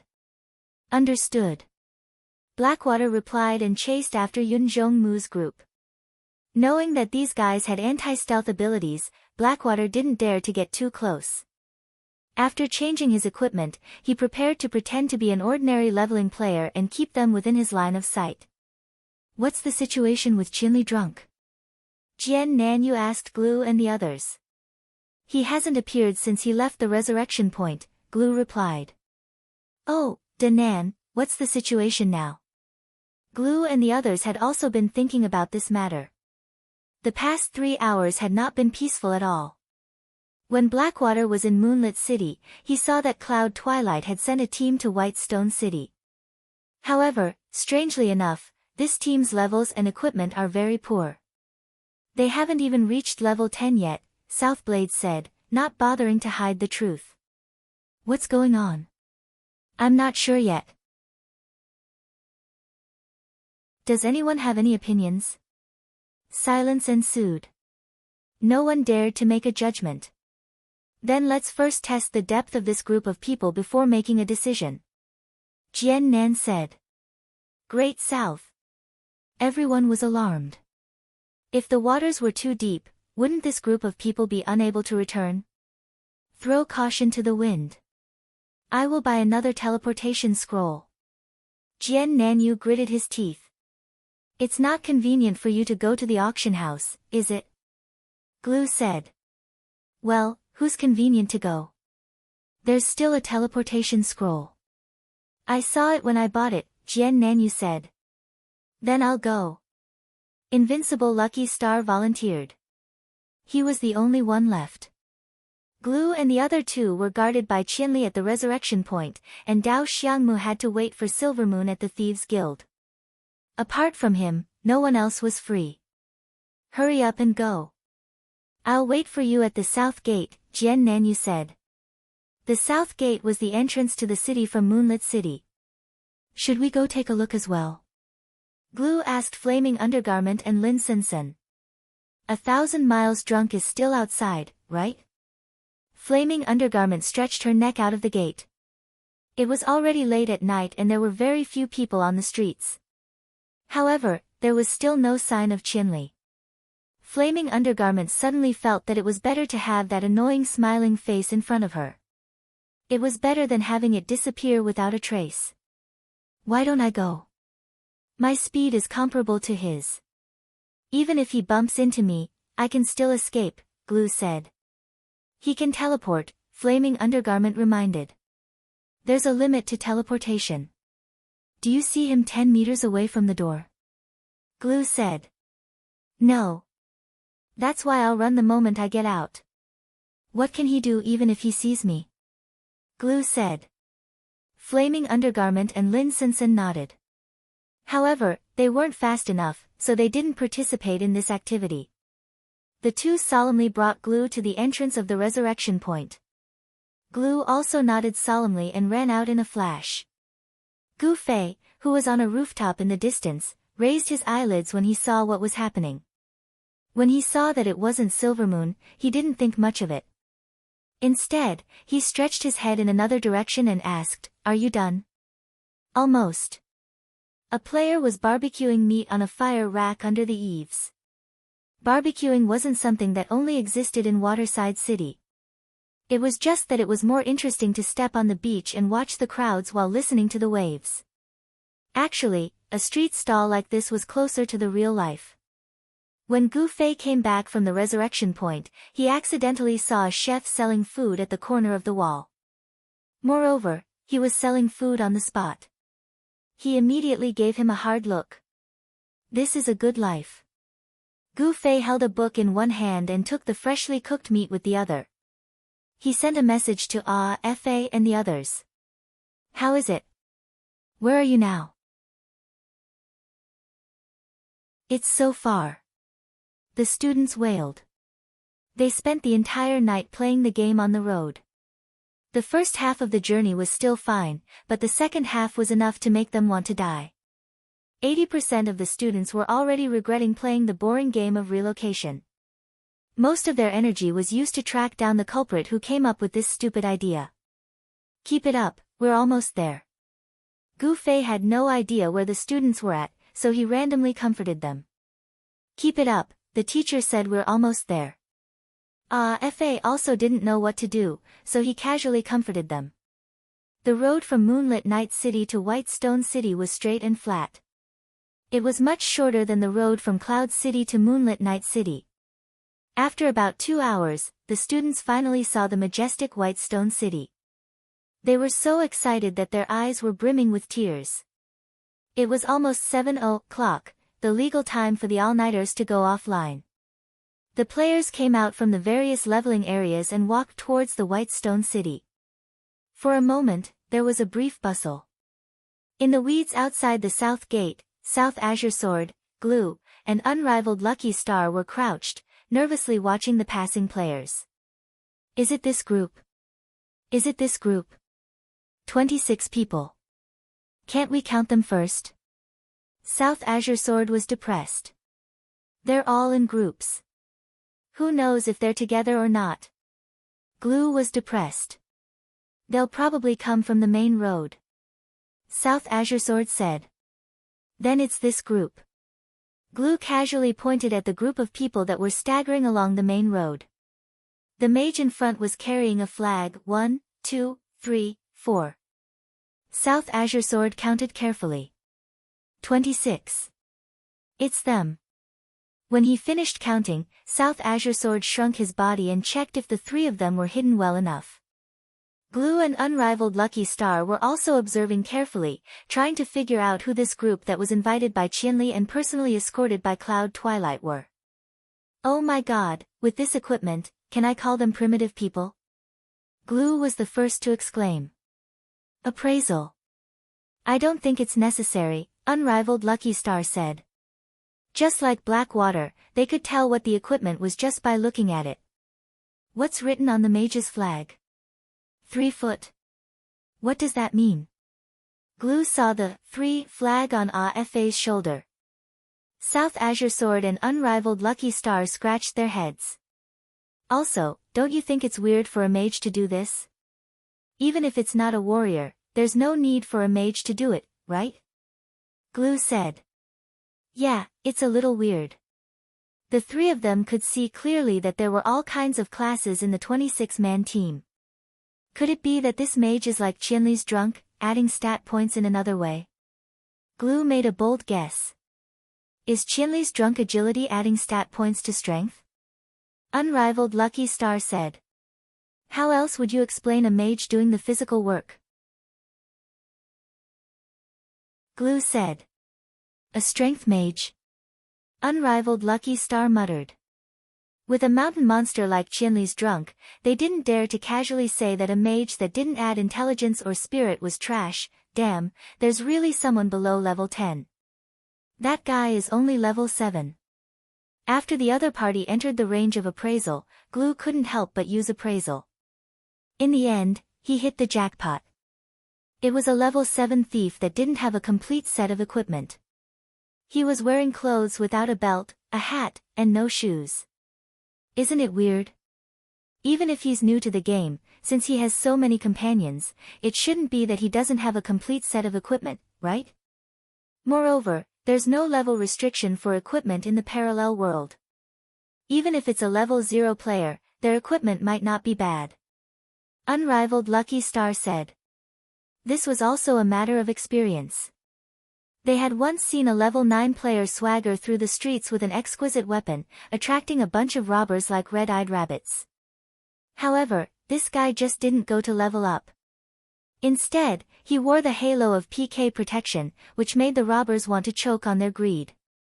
In the end, before he could finish leveling up, internal strife broke out among the robbers, resulting in a large number of casualties. It was this incident that made South Ranger feel that hunting in the wild wasn't reliable. That was why he walked the path of accepting targeted employment from clients. You mean, they're pretending to be pigs to eat tigers? Glue said.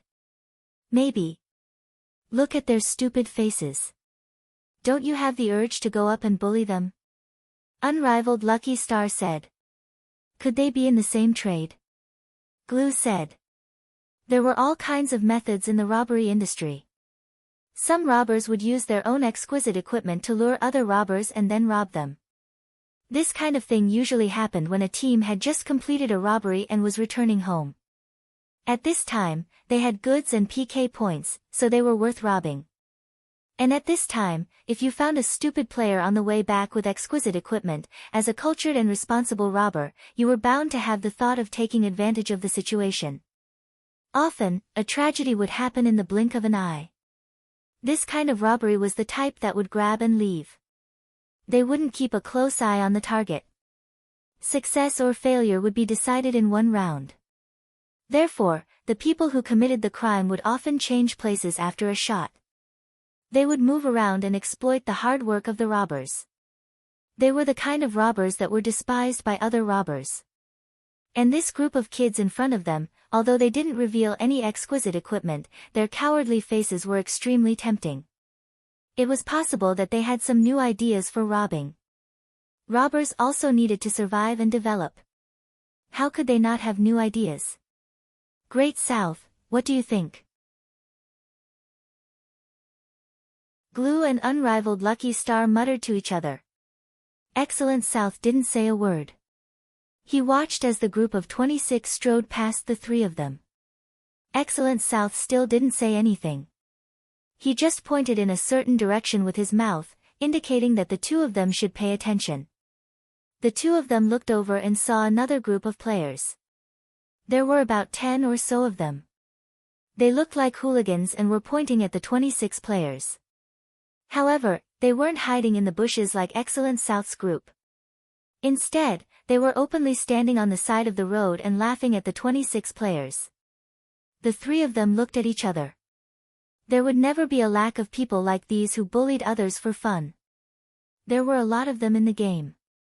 This group of people was a heaven-sent test.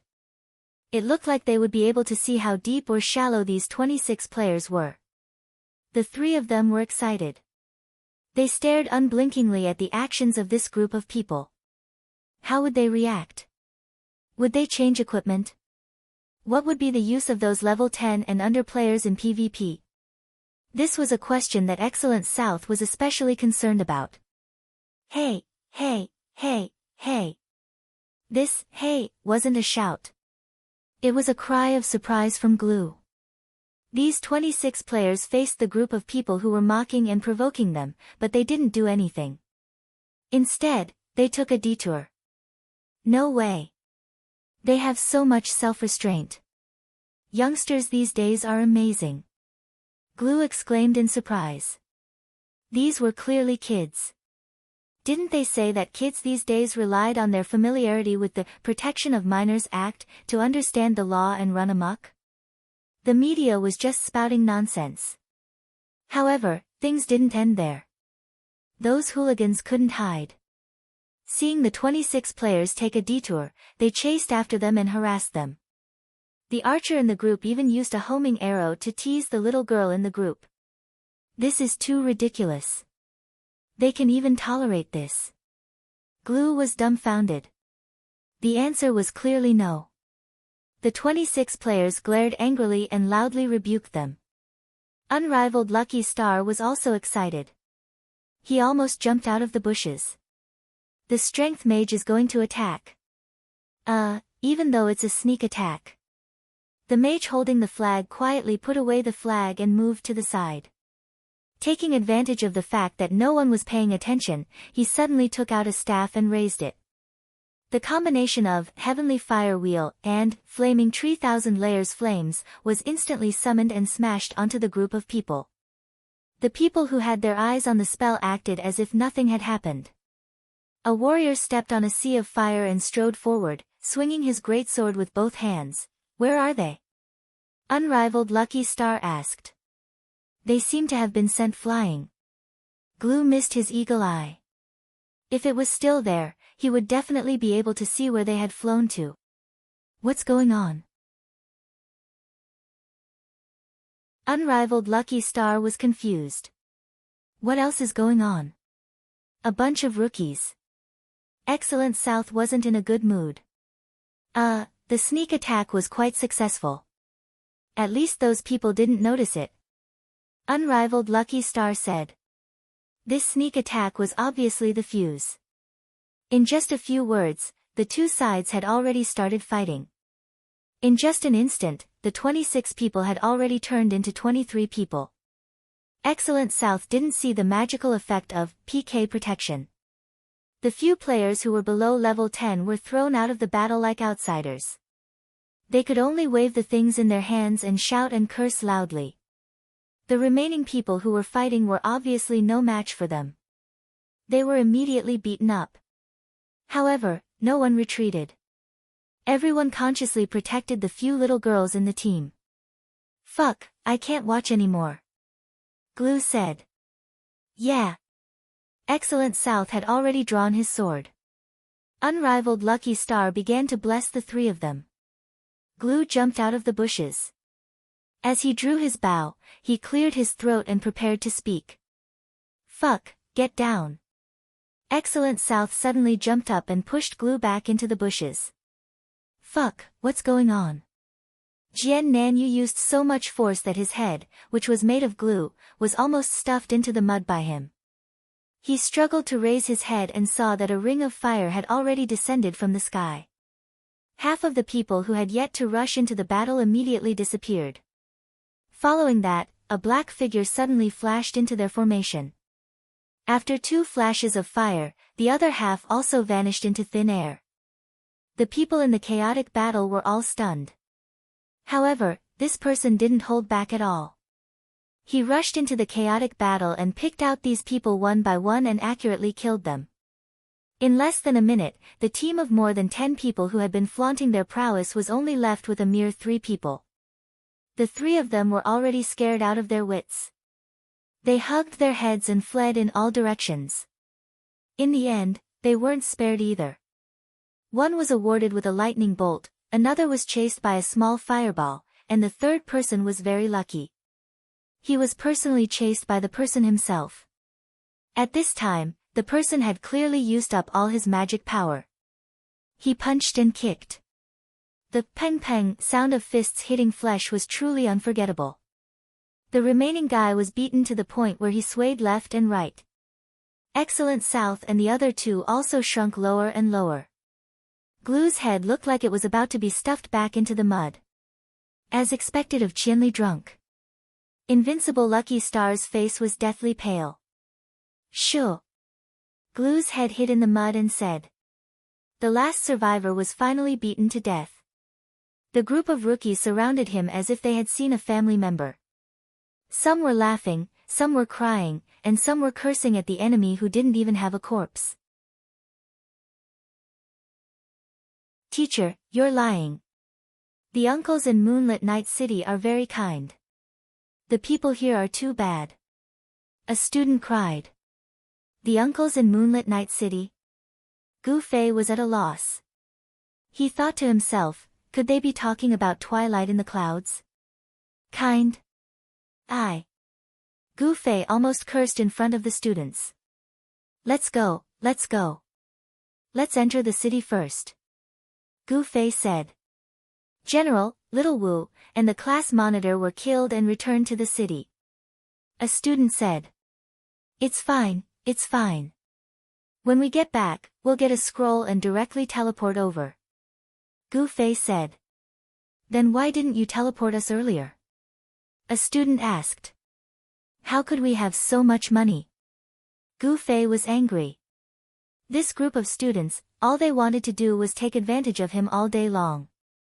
Gu Fei led the students into the city. After a while, Excellent South and the other 2 poked their heads out from the bushes. Io, damn, where are they? Why didn't they wait for me? A voice suddenly sounded out, scaring the 3 of them into shrinking back. They peeked their heads out and saw the sorcerer who ambushed them earlier crawl out from the bushes with his hands on his waist. Excellent South and the other 2 rolled their eyes at the sky.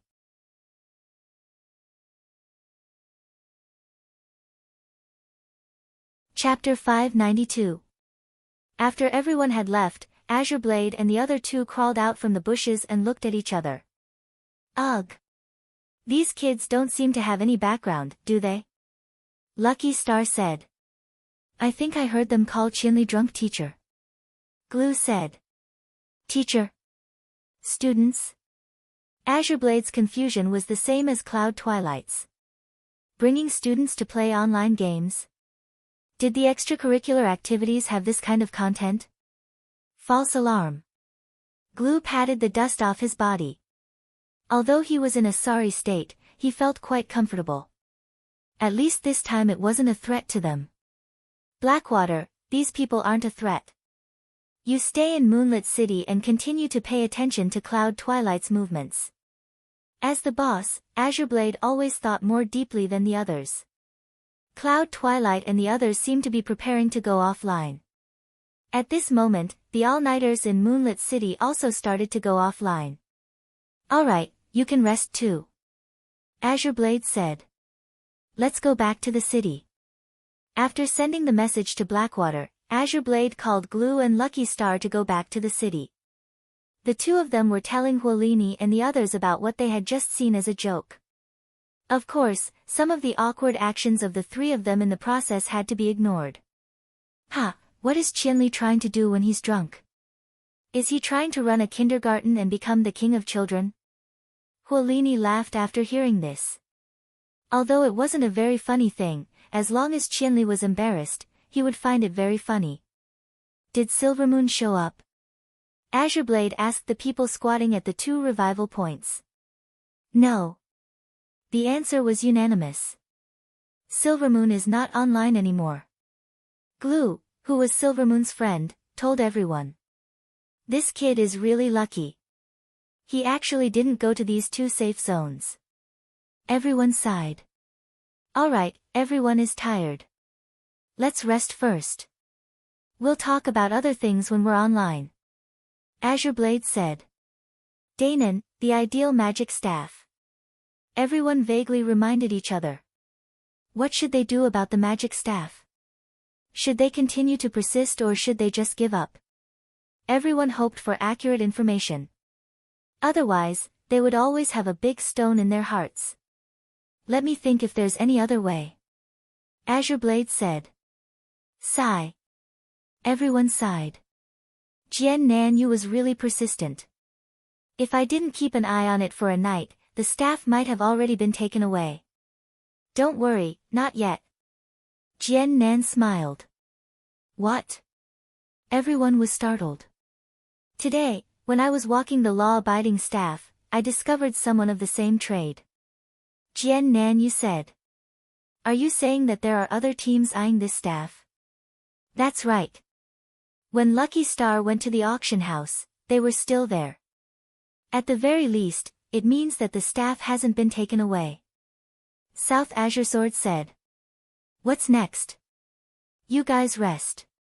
I'll keep an eye on him, said Invincible Lucky Star. Clearly, he had already communicated with Jian Nan in private. Okay. Everyone responded. The three players in the safe zone quickly went offline. When Jian Nanyu and the other two returned to the main city, they purposely took a detour to the auction house. The two faces of Jian Nanyu and Glue were obviously very dangerous here, and if they were masked, they would be regarded as evildoers and would be alerted. The three of them didn't go too close. Jian Nanyu and Glue hid in the corner. After Invincible Lucky Star went in and walked around, he quickly ran out and nodded at the two of them.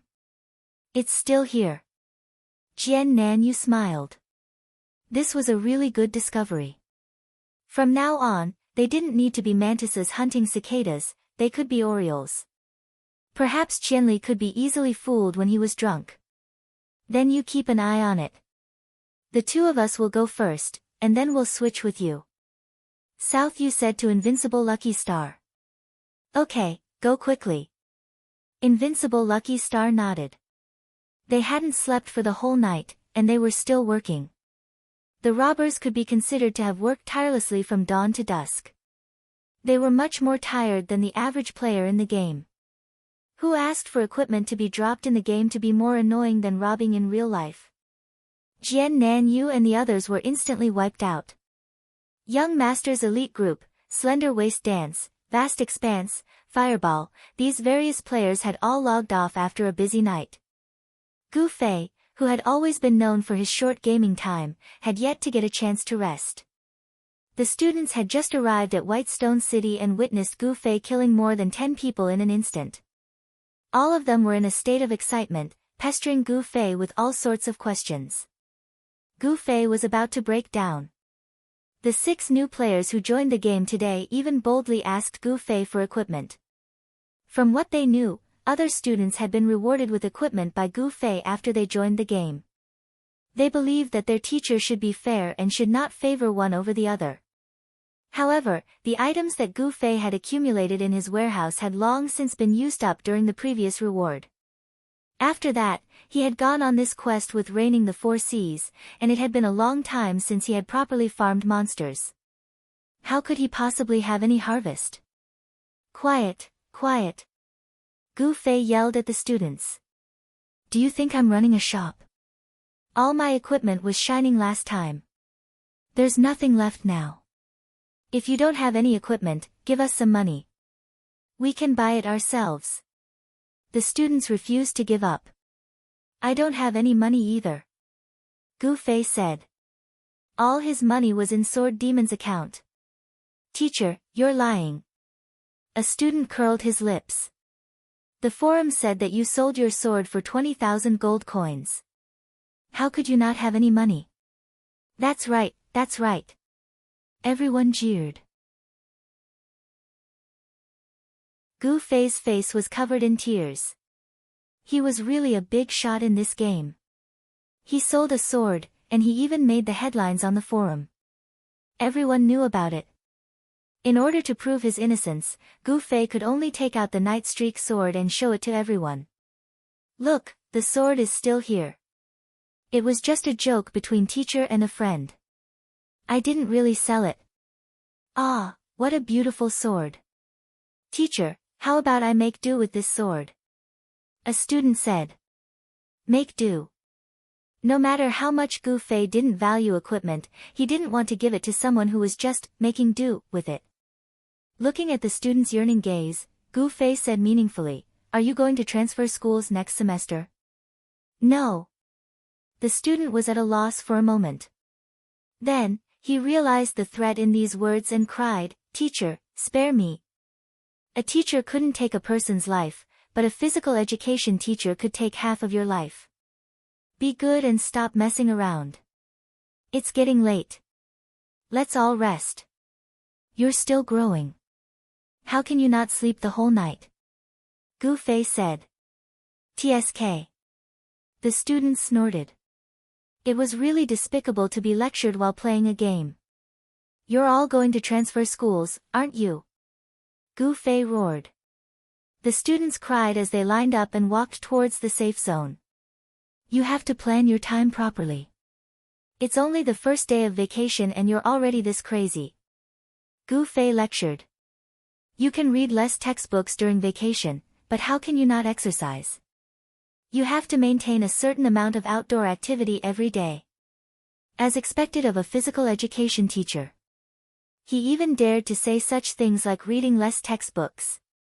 The students all sighed in admiration. Teacher, what do you do in the game every day? On the way to the safe zone, a student asked. Fight against the forces of evil. Gu Fei said. Everyone roared with laughter. What forces of evil? Teacher, bring us to fight together. Someone even jeered. You guys? We were almost exterminated by the forces of evil. What can we use to fight against them? Gu Fei said. Then teacher, bring us to level up. What's the point of leveling up? Gu Fei said. Then what do we do? The students were at a loss. Learn martial arts. Gu Fei said. Teacher's illness is acting up again.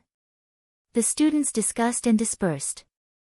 After a good night's sleep, Gu Fei's body was much more sensitive than the average person's. He could clearly feel that this night's sleep couldn't completely make up for the exhaustion brought about by pulling an all-nighter. This kind of thing might be overlooked by normal people, but for someone like Gu Fei who was used to vigorous exercise, he could clearly feel the effects of pulling an all-nighter on his body. Simply put, although he had gotten some sleep after pulling an all-nighter, his body hadn't recovered to its peak condition. This couldn't go on. There was no harm in playing more games during vacation, but he couldn't stay up night after night to play. Moreover, there were more than 20 students gathered together.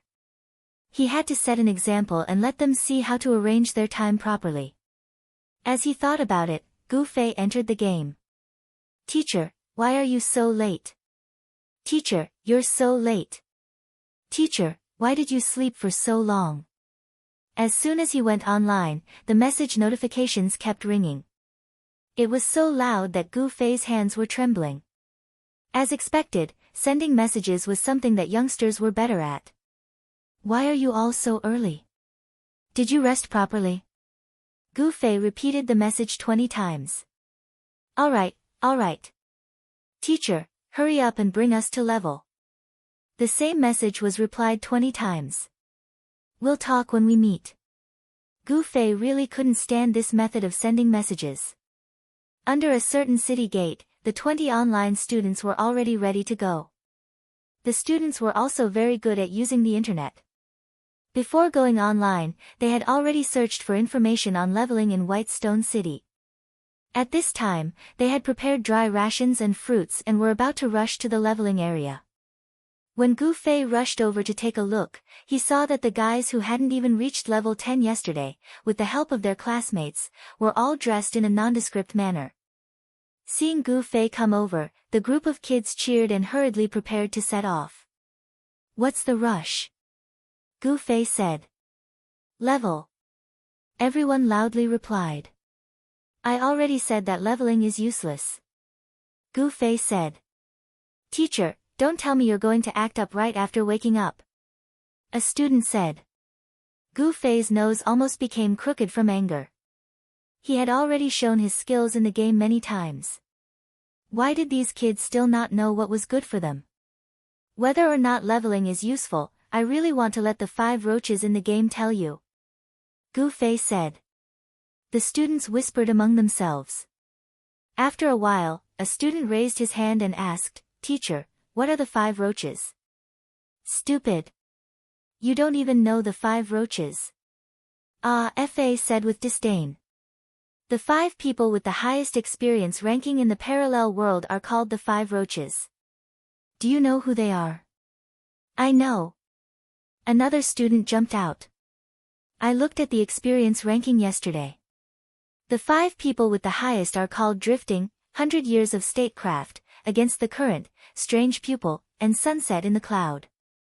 Sunset in the Cloud? Gu Fei was startled. The ranking was updated again. He didn't do it himself. However, he quickly remembered that it was the slender waist dance that day. Sunset in the Cloud, it's the uncle from Moonlit Night City. He's one of the 5 roaches. He's amazing. The students discussed with admiration. Gu Fei saw that these guys were treating Sunset in the Cloud as their idol. Weren't they going astray? Just as he was about to speak, Fa had already made a long, tisk sound. "That's why I said you guys aren't good enough." Fa said proudly, "The 5 roaches are ranked based on experience. You have to maintain it for a long time to be considered strong. Since the beginning of the game, only Drifting and 100 Years of Statecraft have been standing on this ranking. As for who the original people were, you guys wouldn't know them even if I told you. All you need to know is that those guys were all kicked off by our teachers. Everyone, clap your hands." Fa led the applause. This action was undoubtedly a little silly. The students didn't move. They only looked at Gu Fei as if trying to seek the truth from him. Fa's words aren't accurate. "I wasn't the one who killed Slender Waist Dance," Gu Fei said. Fa immediately started lecturing again. "Do you guys know who this Slender Waist Dance is? She's the woman who bought Teacher's sword on the forum. She's the #1 RMB warrior in online gaming. Although Fa's skill level in the online gaming world wasn't that great, he was still considered a veteran." His words were clear and logical. "There's also Uncle Yun Zhongmu. Ha, you guys definitely don't know this. The reason he's so strong today is all because teacher helped him defeat the evil former world guild in Moonlit Night City and helped him become the boss, AFA said. This was no longer a secret. The other students didn't know about it because they weren't as passionate about the game as AFA. Some of them were even beginners who had just been dragged into the game by their classmates. Now, they were confused by the term RMB warrior that AFA mentioned. Teacher, then what's your ranking in the parallel world? The students finally understood. AFA had been boasting for so long to tell them that Teacher Gu was a very, very impressive person. Idiot, didn't teacher already say that level isn't important? Things like rankings are just fleeting clouds. If teacher wants to be number one, he just has to kill everyone once. Isn't that right, teacher? AFA smiled fawningly. That's enough. Gu Fei wasn't in a good mood. Although he knew that AFA was indeed boasting about him, why did he still feel uncomfortable all over? This didn't seem to be what he wanted to say. What did he want to say? Then level isn't important. What's important? Someone asked. Gu Fei's eyes immediately lit up. That's a good question. What's important? Of course it's martial arts. Gu Fei clenched his fist. The students all looked at each other. AFA immediately jumped out again. Everyone, don't doubt me. Actually, teacher hasn't been lying all this time. He really knows martial arts. He's super powerful. You guys saw it this morning. More than 10 burly men were instantly killed by teacher. Wasn't that an instant kill with magic? After all, there were still people who knew how to play games. They could tell that if it wasn't for the power of magic, there was no way he could have killed them so cleanly. Let me see if you can kill one in a second, AFA said unhappily. No one paid attention to AFA. Everyone turned to look at Gu Fei, hoping to find the truth from him. Regarding this, AFA wasn't exaggerating at all. Teacher is indeed very knowledgeable about martial arts. Gu Fei said, actually, it's not just me. For example, one of the 5 strongmen that you guys mentioned just now, 100 generations of classics, also knows martial arts. If that's the case, why were you beaten up so badly by an old man, teacher? Someone mentioned the video that was widely circulated on the school's website. Every computer class student had seen this video. Gu Fei was actually a celebrity in the school. Because that old man is your teacher's father. Actually, Gu Fei had always wanted to explain this question, but he never had the chance. Everyone seemed to have agreed not to question this question at all. However, speaking of which, old man Gu was indeed very domineering in the video. Many people thought that they were no match for him, so they didn't dwell on this question too much. Is that so? The students began to whisper again. This was because this incident had a profound impact on Gu Fei. The entire school, including the principal, thought that he was very shameless. At this moment, the students were guessing, was the shameless teacher Gu Fei trying to find a random father to get rid of the problem that had been bothering him for a long time? Gu Fei was already very satisfied to have a chance to tell the truth. He didn't care too much about whether the students believed him or not. He only continued saying, because this game is highly realistic, having super strong equipment or super high levels is far less practical than having exquisite combat skills. Teacher's equipment is indeed stronger, but if you don't believe me, I won't use any weapons or magic. Who wants to come up and try? Gu Fei asked. The students stared with their eyes wide open. Teacher Gu Fei seemed to be serious. Let me try. Someone among the students stood up. Gu Fei glanced at the student and smiled. Teacher, you won't punish me if I lose, right? The student was still worried. I'll only punish you if I win, so you better let me lose. Gu Fei smiled. Then I'll come. This boy was a warrior. As long as a mage didn't use any magic, not to mention weapons, he would have no chance of winning. If he fought, he would be in an invincible position. A mage who didn't use magic would have no attack power. How could he lose? He held the long sword in his hand and slashed at his chest. Gu Fei dodged to the side and reminded him, "You can use skills." "Then teacher, you have to be careful." The boy shouted, holding the sword with both hands and slashing at him with a backhand. Gu Fei had already seen that he was going to use whirlwind slash. This was the problem of many beginners. They didn't judge the situation and didn't look for opportunities. They only knew how to rely on their strongest skills. Gu Fei had already jumped 2 steps back.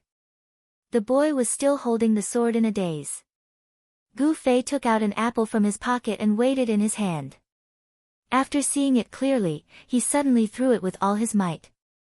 Whirlwind Slash's attack wasn't just on the sword. The whirlwind that the sword created also had priority. Throwing an apple had no way of penetrating Whirlwind Slash. But that wasn't Gu Fei's goal. The apple accurately hit the tip of the boy's sword. It immediately split into 2 and bounced up and down. The top half was sucked into the whirlwind and was instantly crushed. The apple juice splashed onto the boy's face. The bottom half landed on the ground. The boy turned and stepped on it. He slipped and fell on his back.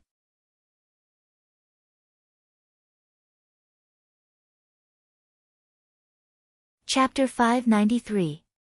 The boy had already fallen to the ground, but he did not know what had happened. He checked his body in a daze and found that his health had dropped very little.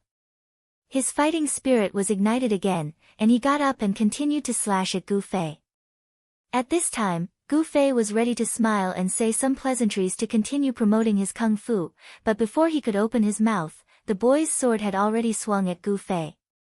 Gu Fei hurriedly dodged to the side and asked in surprise, "What?"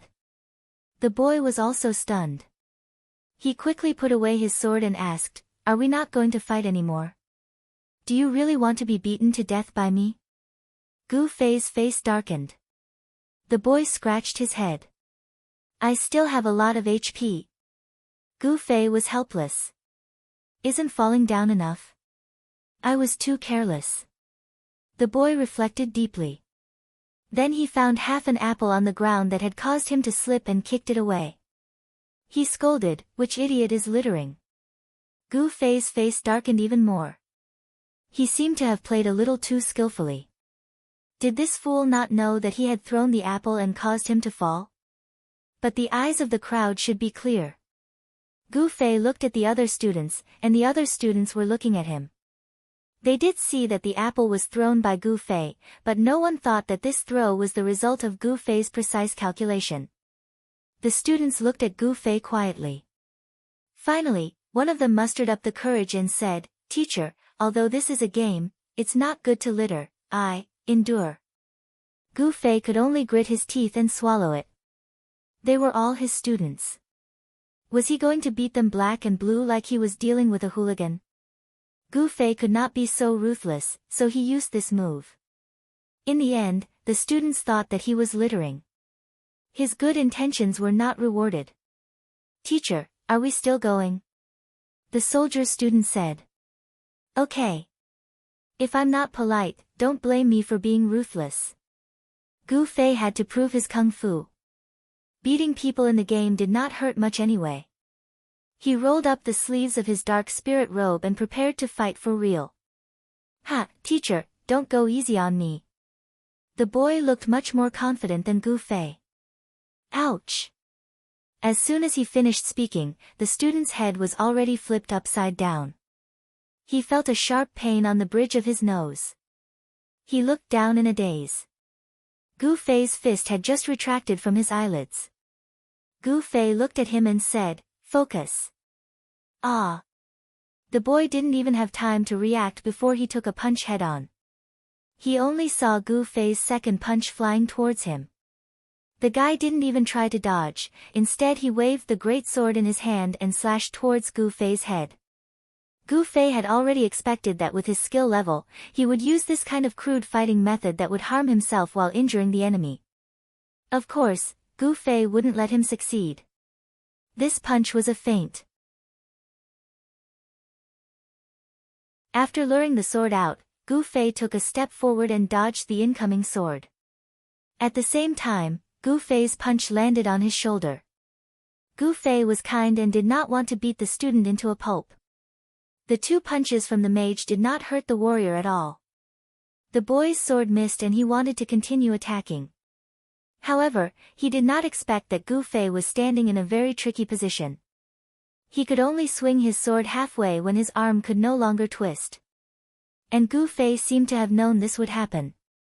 When the boy's sword could no longer swing, he smiled at him and flicked the boy's head with his finger. What happened next made the students, who were completely amateurs, realize how terrifying Gu Fei was. The boy's sword couldn't even touch Gu Fei. If you said that Gu Fei was running and he was chasing, it would be easy to understand. But Gu Fei was right beside him, sometimes to the left, sometimes to the right, sometimes to the front, sometimes to the back.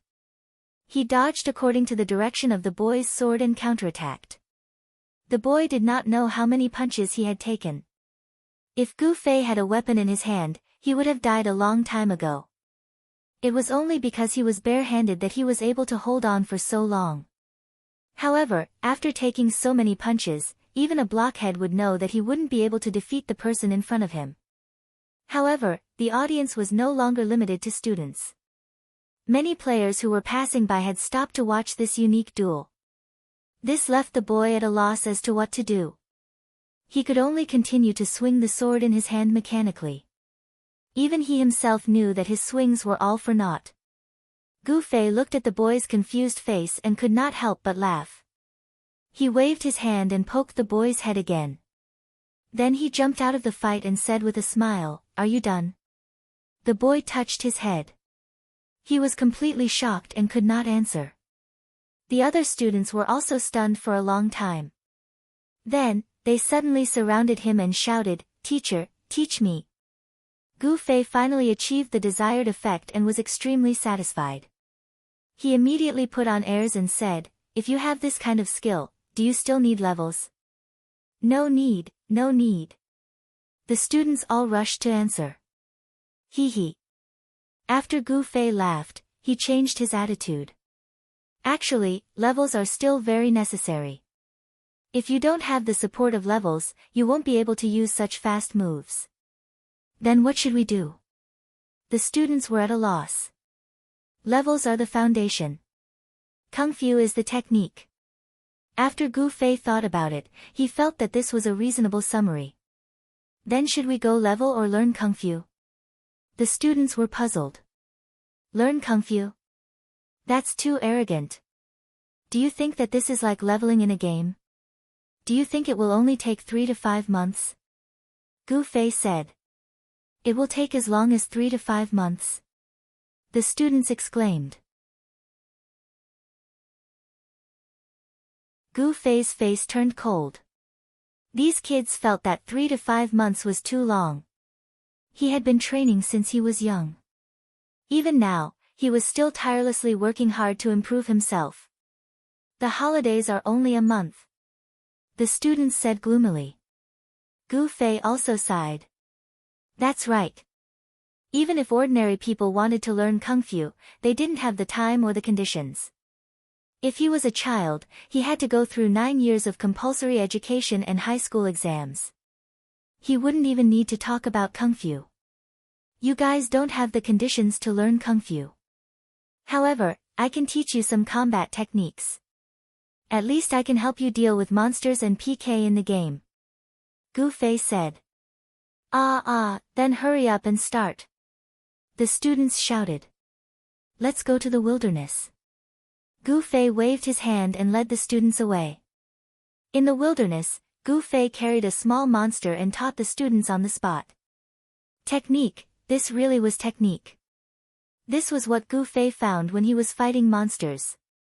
He used his vicious eyes to observe the attack patterns of these small NPC monsters.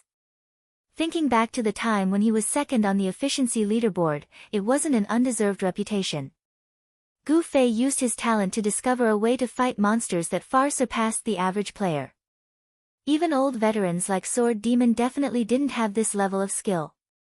And the small NPC monsters were excellent teaching models. Their movements were meticulous and they would respawn immediately after being destroyed. At this time, the students sat neatly in 2 rows. As if they were in a physical education class, they watched as Gu Fei demonstrated how to break down the monster. When facing this kind of attack, the first step is to turn sideways and take a step to the right. Distance. Look clearly at the distance of this step. Everyone, remember it. Gu Fei used a backhand slash to kill the small monster. Then, he repeated the action of turning sideways and taking a step to the right. Okay, everyone get up and follow me. Gu Fei said as he clapped his hands for the students to stand up. Turn sideways. Take a step to the right. Pay attention to the distance. After Gu Fei finished, he came back to check on the students' step and corrected a few of their mistakes. Yes, that's it. Do it again. Turn sideways and take a step to the right. Not bad. Gu Fei was completely immersed in teaching. The next step is counterattack. The counterattack will be slightly different. This depends on what kind of weapon you are using. You need to practice it specifically. Everyone, divide into groups according to your class. Clerics can be in a group with mages. Archers. If archers want to play shooting, go back and practice Counter-Strike. Okay, after dividing into groups, everyone practice the first step. I will teach each group how to counterattack one by one. Then, according to the length of the weapon and the way of attack, Gu Fei taught the students how to counterattack one by one. Okay, now that everyone has grasped the counterattack, let's do the 2 parts of the action together. There is a detail that everyone must pay attention to. It is the connection between the first and second step. It is divided into 2 steps for the convenience of everyone's practice. In fact, these 2 steps should be done in one go. More accurately, we should not call it 2 steps. If everyone still counts the first and second steps in a real battle, it will be terrible. For the next connecting practice, everyone must give up the habit of counting the first and second steps and complete the 2 parts of the action as a whole. Is everyone clear? Clear, the students replied in a drawl. Okay, keep to the groups. I will first lead the warrior group to practice. The other groups can try it out by themselves. Gu Fei said as he went to practice with the warrior group. After leading the warrior group to practice a few times and instructing them to continue practicing by themselves, Gu Fei ran to the thief group and followed the mage group. Okay, now everyone use your own method to practice together. Gu Fei stood at the front of the group and gave instructions, correcting the students' questions from time to time. Teacher, we are very familiar with each other. Let's practice with the monsters. Gradually, some of the students who had mastered it began to look forward to the actual battle. Are they all cooked? Gu Fei asked. Cooked. He dragged his voice again. In that case. Gu Fei thought for a moment, then pointed at Fa and said, Fa, bring a few people to lure 4 monsters back. Send 1 to each group. Each group will send 1 person to practice with the monster. The others will observe carefully and see if he is doing it correctly. If there is any danger, remember to quickly finish off the monster. The students began practicing with the monsters according to Gu Fei's instructions. In the beginning, there were indeed many accidents, but as the practice deepened, everyone gradually became familiar with this method of fighting. Gu Fei saw that it was about time and suddenly killed all 4 monsters. He clapped his hands to gather everyone and began his lesson. Just now, everyone has probably realized that this method is actually the most common way to deal with small monsters. In fact, small monsters will occasionally use other kinds of attacks. I realized that most of the students would choose to endure the other kinds of attacks and wait for the small monsters to return to this kind of attack. But, as Gu Fei spoke, he pointed at 3 students. Wang Shuangshuang, Zhang Fan, and Hu Yong did well. They noticed the other monsters' other attacks and can also use this method to avoid and counterattack. However, they will need to make some changes. Next, let me demonstrate. After a whole 2 hours, Gu Fei finally finished teaching the entire set of methods to fight these level 30 small monsters. The students' comprehension and athletic talents were different, so their mastery of the method was uneven. However, there was only so much theoretical knowledge. The rest would depend on whether the students practiced diligently. Alright, today's lesson ends here. You will use this method to level up. In tomorrow's lesson, we will learn the level 35 One-Eyed Hunter. One-Eyed Hunters have higher agility. Characters who have not added agility above level 20 will not be able to use this method, so you don't have to come. These students will learn the level 35 Lumberjack from me the day after tomorrow. It's a method that doesn't require high agility. Gu Fei summarized the day and previewed the content of the next lesson. Teacher. Immediately, a student objected. It was, characters who have not added agility above level 20. Then won't we have to practice a day late? Yeah, after tomorrow, they will be fighting level 35 monsters. We still have to fight level 30 monsters for the whole day. Right, teacher, since there is a method to fight level 35 monsters, why don't we just learn it? Why do we have to learn level 30? You haven't even learned how to walk and you want to run? Don't you know how to advance step by step? Don't you see that many students are having a hard time fighting level 30 monsters? Gu Fei said. Of course it's hard. They haven't even reached level 10 yet. A student mumbled. In reality, it wasn't just hard. These students couldn't fight at all. If it weren't for the help of others, they would have died countless times during their practice. Gu Fei gathered these students in front of him and said sincerely, Look, you guys are the typical examples of low levels. Your foundation isn't solid enough. There's no other way. You can only work hard and quickly raise your level in these 2 days. Only then can you practice with everyone else. Otherwise, you can only watch everyone practice while you guys get experience. Isn't that boring?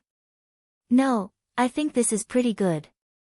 A student replied with a mischievous smile. If you don't have the will to improve, you won't have a future. Gu Fei looked at him with disdain. Seeing the students use the techniques he taught to kill monsters, Gu Fei felt a sense of accomplishment. However, he didn't forget his own position.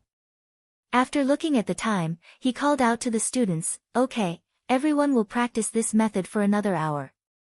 You can go offline and rest. Teacher, don't, it's the holidays now. The students wailed. Even if it's the holidays, you can't play too much. Go offline and rest. Read some books and eat dinner. After dinner, you can come back and play for a while. Don't play too late and don't pull an all-nighter. Sleep early and wake up early. Tomorrow's class is in the morning. If you don't come, it will be considered truancy. Teacher is too much. The students cried. Teacher, I have something to do tomorrow morning. Can I not come? A student came over and asked. Sure, then don't go online for a day and do your work. If it's just in the morning, take a leave of absence and ask your parents to sign it. Gu Fei said. The students cried. Teacher, you won't let us play, but you play so fiercely yourself. The students protested. I will keep the same schedule as everyone else. Everyone can also monitor me. Gu Fei said. The students cried. So what if we monitor you? It's not like we can record your attendance or deduct your conduct. Okay, don't be so long-winded. In the time it takes to talk, you can kill quite a few monsters. You'll soon find out. If you use the method I teach, practicing for an hour is enough. If you practice again at night, it'll be even better. Gu Fei said. The students were skeptical, but since things had come to this, there was no other way.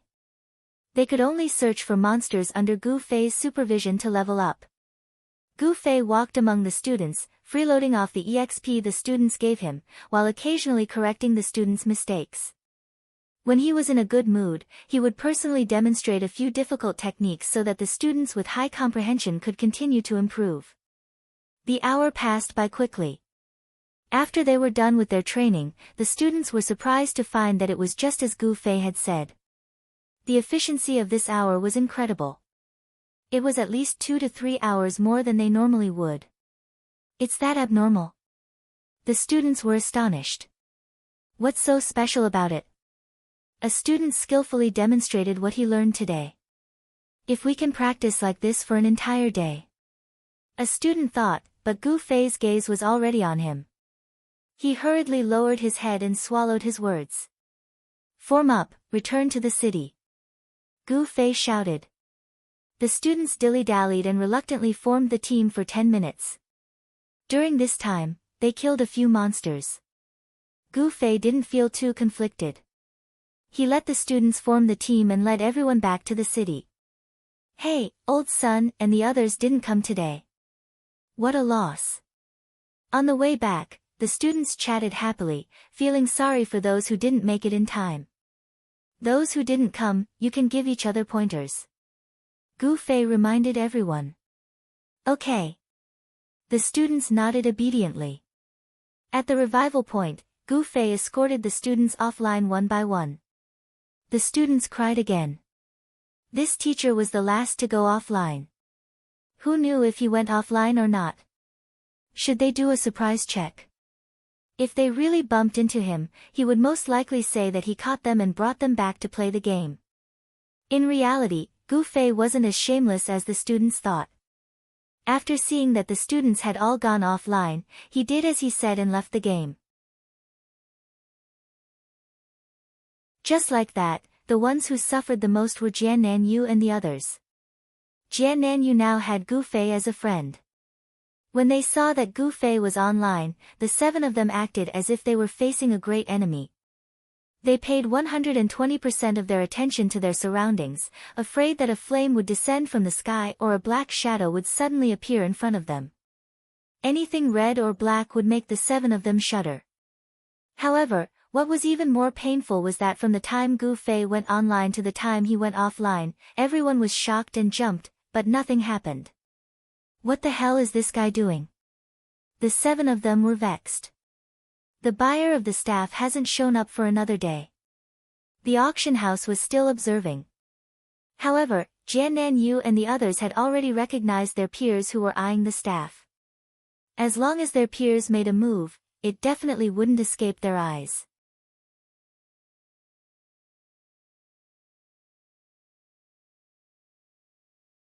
Chapter 594. For the next few days, Gu Fei did as he promised and taught his students how to fight against monsters of different levels. These fighting methods could not be considered kung fu. They could only be considered as regular fighting methods after figuring out the attacking habits of the monsters. Each fighting method was extremely effective against the small monsters. If it was another enemy that followed this train of thought, the only outcome would be death. Of course, if one's brain was more flexible and knew how to draw inferences about other cases from one instance and be able to read the meaning of these fighting methods, then it would be a different matter. However, this was not something that a layman could do. One had to be an expert in kung fu to be able to do so. Gu Fei's students were smart enough to adjust the original fighting method of stepping left and striking right according to the specific situation to step right and strike left. This was already their limit. This small change could be considered sharp against a computer that was strict with its moves, but it was far from enough to be used in actual combat. Even so, the results were enough to surprise Gu Fei. He had never seen students with such high enthusiasm for learning. If the first day of learning was a little forced, then after tasting the sweetness of the fighting method taught by Gu Fei, the students began to learn to take the initiative. Many of them flipped through the information and researched the small monsters that they needed to fight. Then, they came over to ask Gu Fei how to deal with these monsters. Gu Fei's path of leveling was mainly about wanted missions. Killing monsters was just for show. In fact, there were not many types of small monsters that he had killed. The few types that he taught the students were all monsters that he had encountered on his way to leveling. That was why he had developed such a mature fighting method. At this time, many of the students asked about the small monsters that Gu Fei had not even heard of. How was he supposed to answer? After saying that he was not too sure, the students were very disappointed. Gu Fei did not think much of it at first, but then he happened to hear the students talking in private. They actually thought that the teacher's kung fu was nothing special. This made Gu Fei very depressed. He did not know. It was just because he was not familiar with these small monsters. However, the students misunderstood that the teacher's kung fu could not do it. What a joke. When it came to fighting, was there anything that the kung fu could not handle? Gu Fei was obsessed with kung fu. After the student logged off that day, Gu Fei immediately contacted Brother Yu and asked about the information and distribution of the 4 types of monsters that the student had asked about that day. Gu Fei then immediately rushed to the leveling area to do some actual combat research. The next day, after teaching the content of fighting monsters for the day, Gu Fei solemnly taught the 4 ways to fight the monsters that he had just researched yesterday to the 4 students who asked him questions. He clearly conveyed a message to them. This kind of thing was easy to do, the key was whether they were willing to do it or not. The results were mixed. What made them happy was that the 4 students gasped in admiration on the spot, thinking that martial arts were indeed omnipotent. The worrisome thing was that on that day, 6 more students asked about 6 different ways to fight the monsters. Gu Fei felt as if he had fallen into a trap, and this trap was set by himself. He could only blame himself for his obsession with kung fu. Even so, this obsession did not lessen Gu Fei's obsession. Gu Fei continued to teach the 6 ways to fight the monsters until the next day. After the students logged off that day, Gu Fei asked Brother Yu for information and rushed to the leveling area to do some research. This feeling was like preparing for a lesson. On the 3rd day, after teaching the 6 types of monsters, Gu Fei guessed that there would be new questions. Sure enough, on that day, 6 more students asked about the 6 types of monsters, and they did not speak much. It was as if they knew that Gu Fei would definitely not give an answer until the next day. After throwing the question to Gu Fei, they automatically disappeared. Damn! Gu Fei felt as if he was on a quest. These students were NPCs who gave him quests. 6 a day, it was like a daily routine. Are you busy? Gu Fei turned around and called Brother Yu. Hey, you're here. I've been waiting. What questions do you want to ask today? Brother Yu was not annoyed at all. He loved it when people asked him questions. In fact, what Gu Fei was doing now was Brother Yu's hobby. Today is. Gu Fei sent the names of the 6 types of monsters over. I'll help you check. Brother Yu opened his omnipotent encyclopedia. As he looked, he sent a message to Gu Fei. I say, what are you busy with? 4 types the day before yesterday, 6 types yesterday, and another 6 today. I've written them all down for you. Are you doing some research? Not only did Brother Yu like people asking him questions, but he also loved asking questions. This time, he actually waited until the 3rd day to ask. He was already being polite to Gu Fei. You want to know? Come with me. Gu Fei replied. Okay. Brother Yu was obviously not annoyed. Gu Fei was even less annoyed. He always had to go to the library to look up information or take the library with him. If possible, he would definitely choose the latter. The 2 arranged to meet. When Brother Yu arrived, he had already found out everything that Gu Fei needed. What Gu Fei needed to know were the monsters' levels, attack methods, and distribution locations. This is what you want. Brother Yu was very meticulous. The 6 types of monsters that Gu Fei asked about were listed on a piece of paper. When he saw Gu Fei at the city gate, he immediately handed it over. Thank you. Gu Fei took it and looked at it. If we go out from here, we'll be closest to the wilderness visitor. Brother Yu pointed at the 3rd type of monster on the paper. Okay. Gu Fei nodded. Tell me, why do you ask about so many monsters every day? Brother Yu asked as he led the way. I'm researching how to fight these monsters. Gu Fei said. Then why do you research so much? Brother Yu was curious.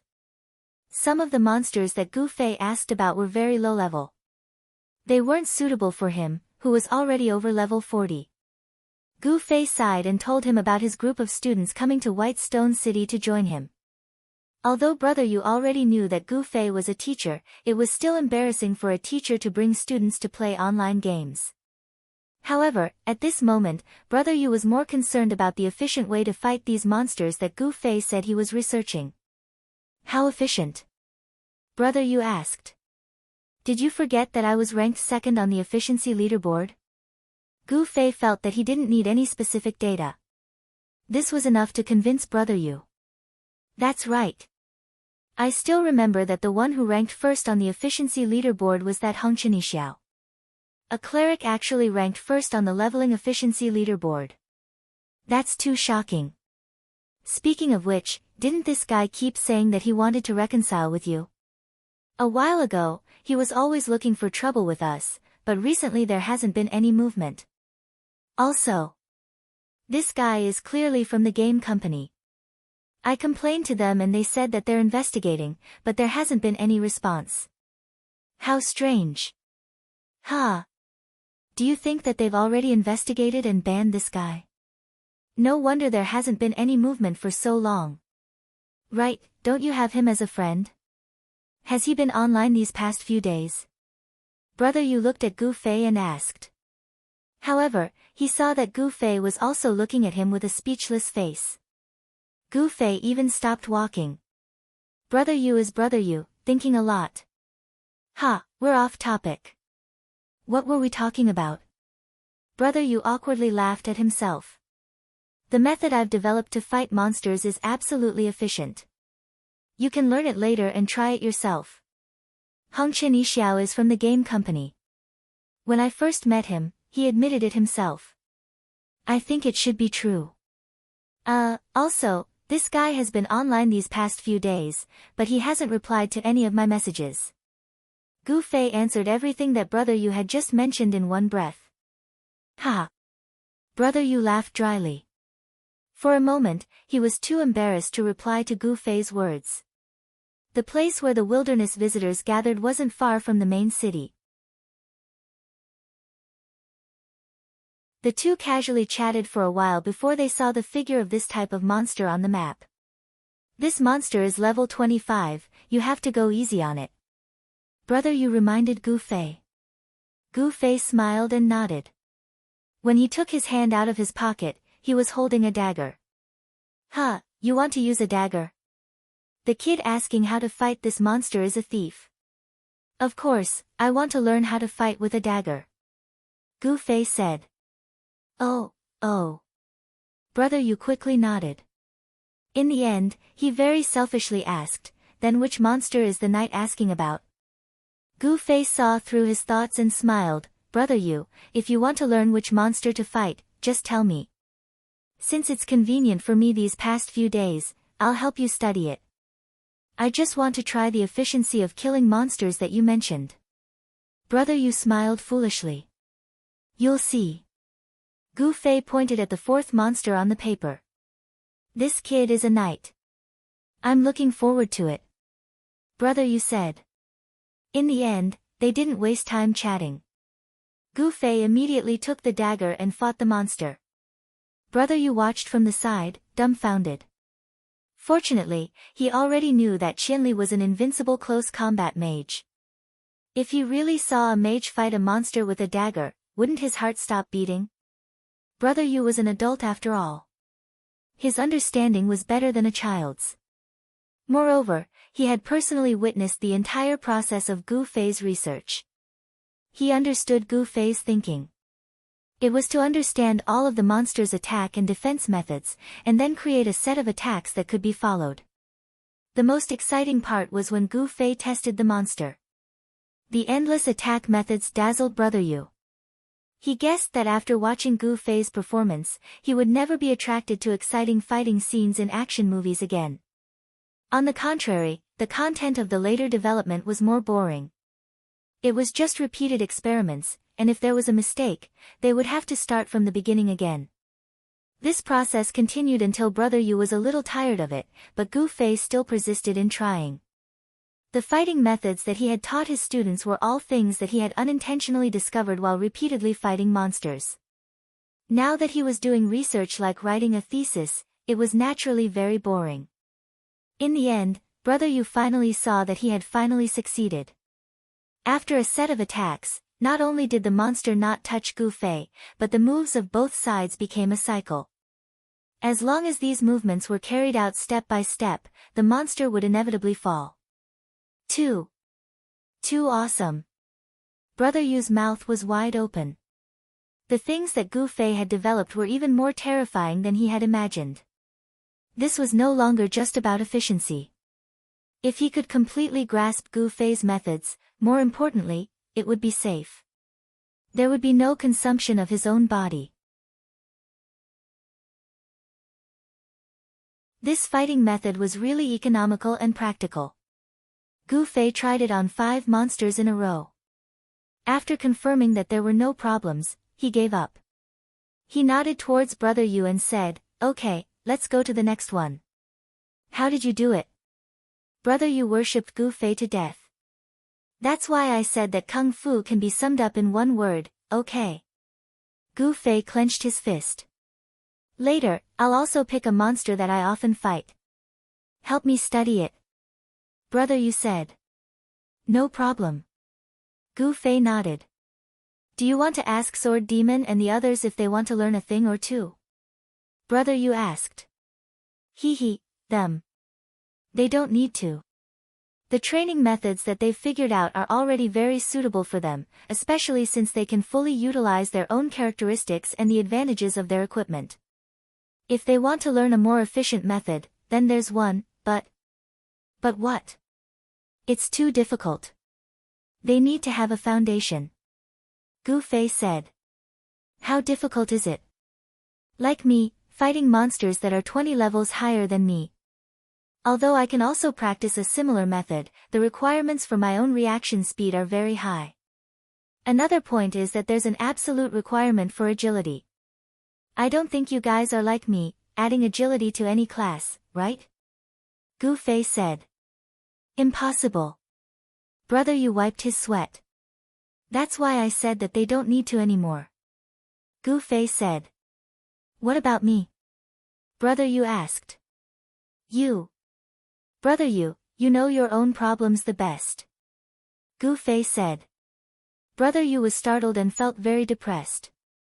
Gu Fei very tactfully told him, "You're not on the same level as them. You really need me to teach you a lesson about your actual combat level." After that, Brother Yu followed Gu Fei to visit a few types of monsters and witnessed the performance of Gu Fei's various weapons. Even the priest's healing staff was waved vigorously by him. But after they finished, he awkwardly explained to Brother Yu, "My methods are mainly for close combat. The priest class is really awkward.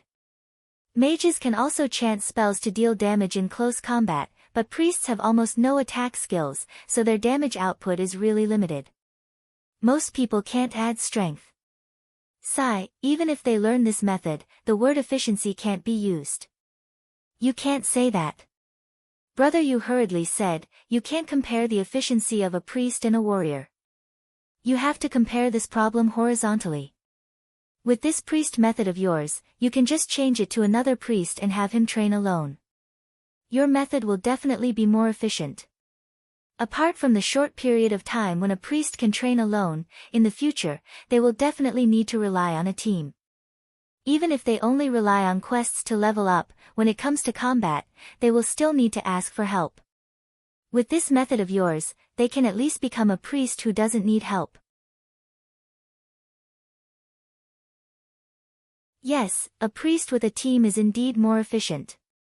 But speaking of which, how do you think Gongzi, such an annoying guy, can find a leveling team to guarantee such a high level? Gu Fei occasionally gossiped. Nowadays, a 10-person leveling team needs 2 priests to ensure absolute safety. But Gongzi can heal alone without any mistakes. One less priest means one more damage output. Everyone wants a priest of this level. So what if they hate him? Experience is more important. Brother, you said. Sigh, public morals are degenerating day by day. Gu Fei sighed. Everything was based on experience. This was very similar to how everything in reality was based on money. No matter how virtual the game was, people's values were still the same.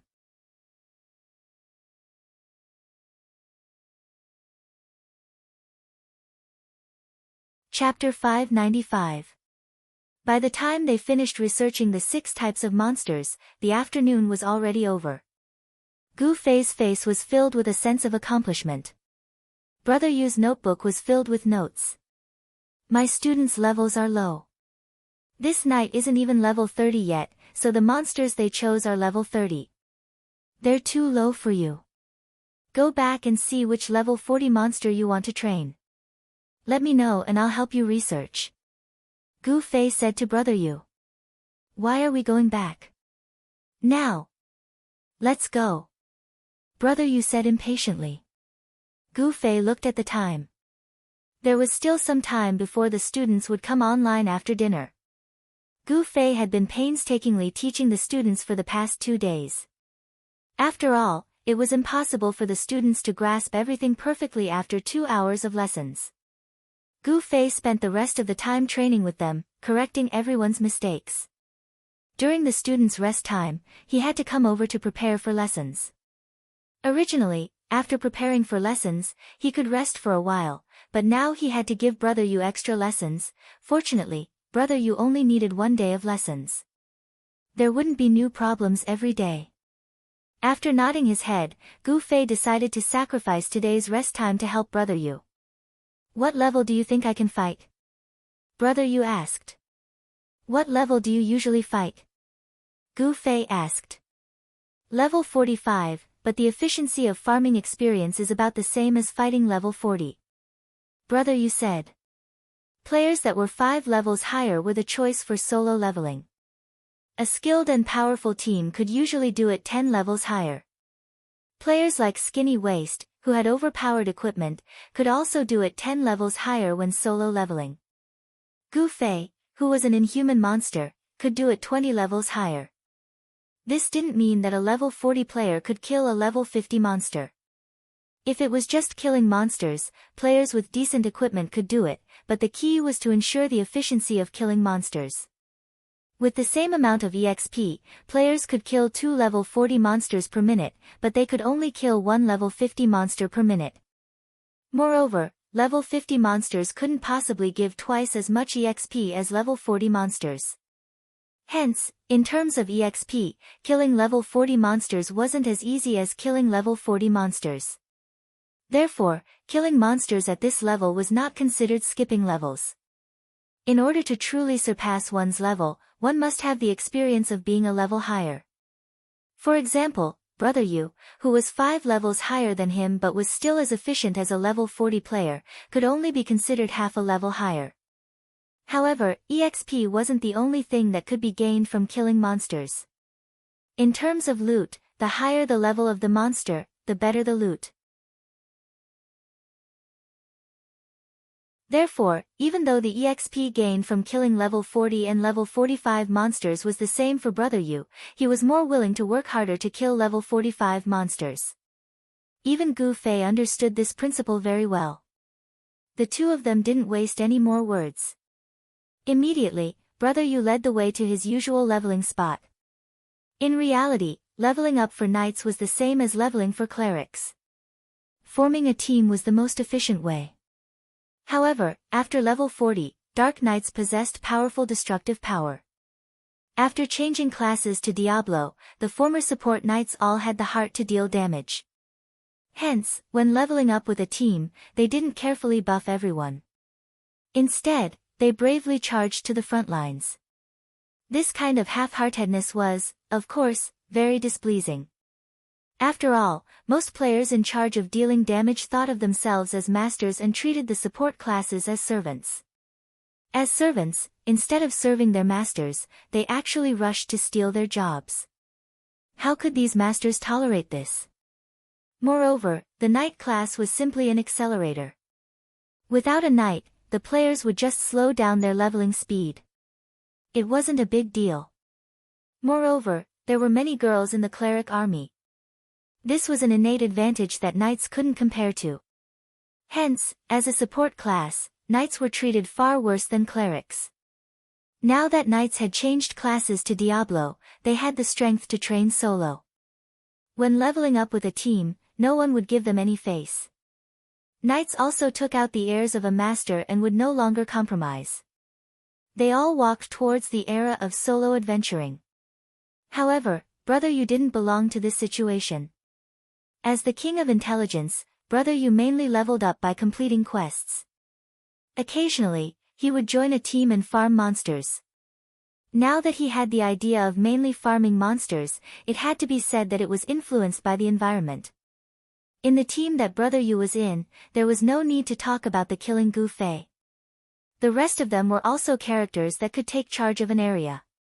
Even the most unmotivated person would inevitably want to improve themselves in such a team. Brother Yu also gradually felt that it was embarrassing to always slack off during battles. Currently, the monsters that Brother Yu frequently farmed were the bonfire patrols in the White Stone City Wilderness Camp. They were level 44, 46, warrior class, and their weapons were one-handed swords. At the same time, they also carried a torch, which was also a powerful weapon in battle. When hit, it would cause a burning effect that would continuously reduce one's HP. It was very disgusting. Although it was disgusting, it was already a relatively good choice for solo leveling level 45 monsters. The setting of the game was obviously to encourage players to form teams. The higher the level of the monsters, the more they would live in groups. For example, those monsters that formed groups of 3 to 5 and had a chain of aggro were very difficult to farm, let alone those of a higher level.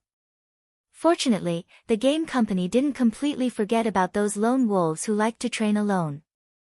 They more or less created some small monsters that were suitable for solo leveling. The bonfire patrols were one of them.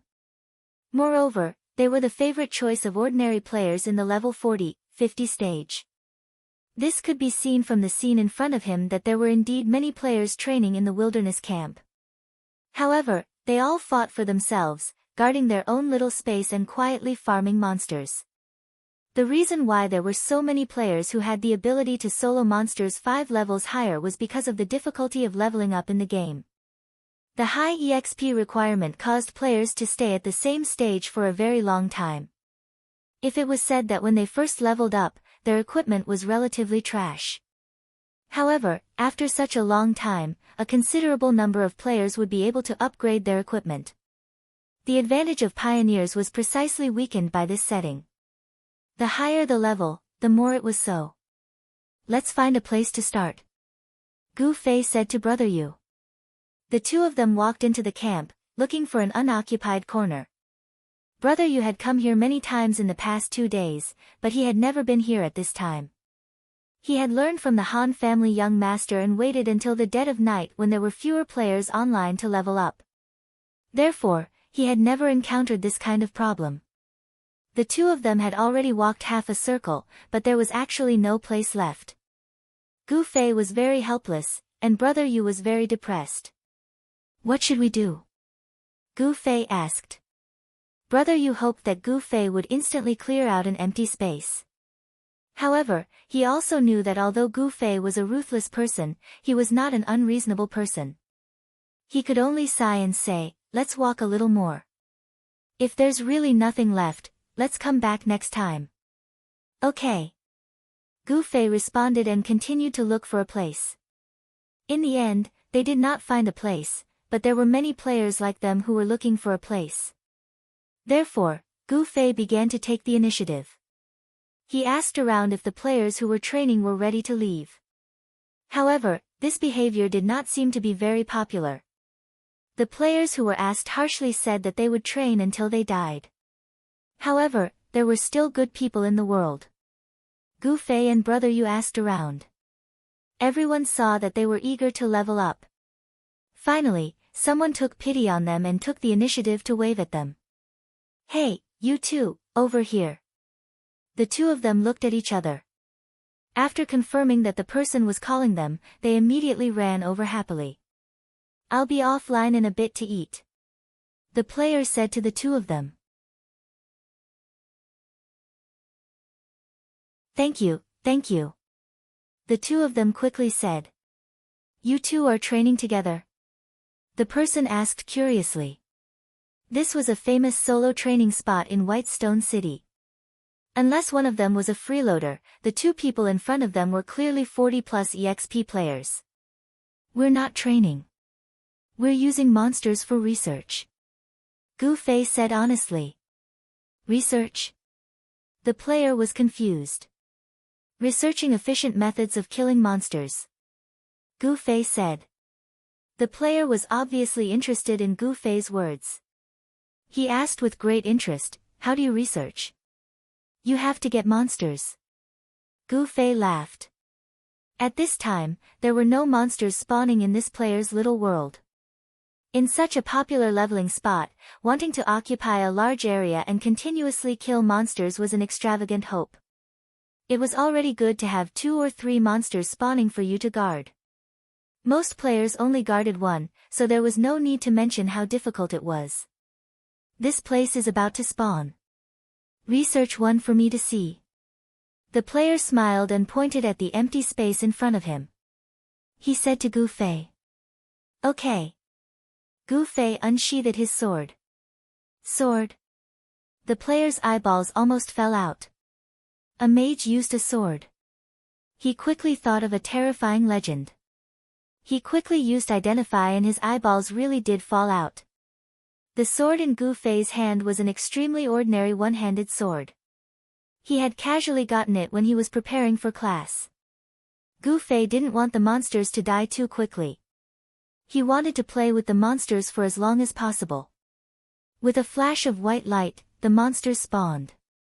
Gu Fei rolled up his sleeves and smiled at the kind-hearted player. "Let's begin." After saying this, he struck out with his sword and attacked the monsters. The player opened his mouth as if he wanted to say something, but in the end, he couldn't say anything. Brother Yu laughed at the side. This was the reaction a normal player should have when they saw a mage wielding a sword and fighting monsters in close combat. However, it was too early for him to be so shocked. The most exciting part was yet to come. The exciting attack that made Brother Yu feel like he had returned from Mount Huangshan finally began. Brother Yu watched as the player's expression changed from shock, to very shock, to extreme shock, to extreme shock. The player had already lost the ability to speak. He pointed at Gu Fei and gestured to Brother Yu. It was obvious that he wanted to ask something, but he couldn't form the words for a moment. Brother Yu smiled mysteriously. He realized that having a friend like Gu Fei was really something to be proud of. This. What do you mean by that?" The player finally said something. "Ahem, this." Brother Yu was about to say a few words when he suddenly heard a series of exclamations. The surrounding players were attracted by Gu Fei's fight. They stopped what they were doing and looked over. Some of them had even given up on their own little world to stand closer and get a clearer view. "Damn, it seems like I'm a little too proud," Brother Yu thought.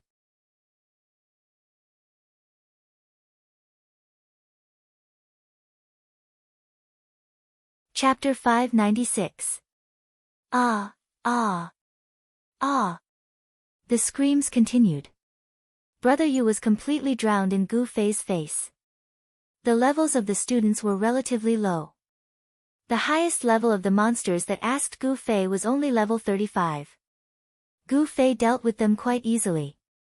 Now that he was facing a level 45 monster, his attention was naturally more focused.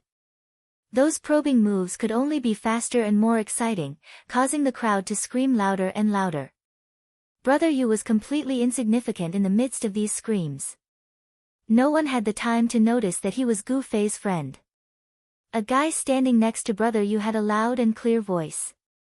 As he cheered, He grabbed Brother Yu and said, "This guy is so handsome. He must have practiced. So cool." "Yeah. He practiced," Brother Yu said. "Good. That guy was probably just looking for a random target to express his feelings. He didn't care whether Brother Yu was a human or a ghost." After saying that, he immediately turned his head and cheered. Gu Fei was also quite surprised to cause such a commotion, but he didn't pay much attention to it. Did he have to stop and persuade these people to disperse? If they wanted to watch, they could watch. It wasn't a big deal. Gu Fei didn't mind at all. He seriously tried to figure out the attack and defense patterns of the bonfire patrol, and came up with an effective strategy. Brother Yu had followed Gu Fei to prepare for the afternoon's lesson. He knew that this exciting process wouldn't be too long. It would last for about 10 minutes.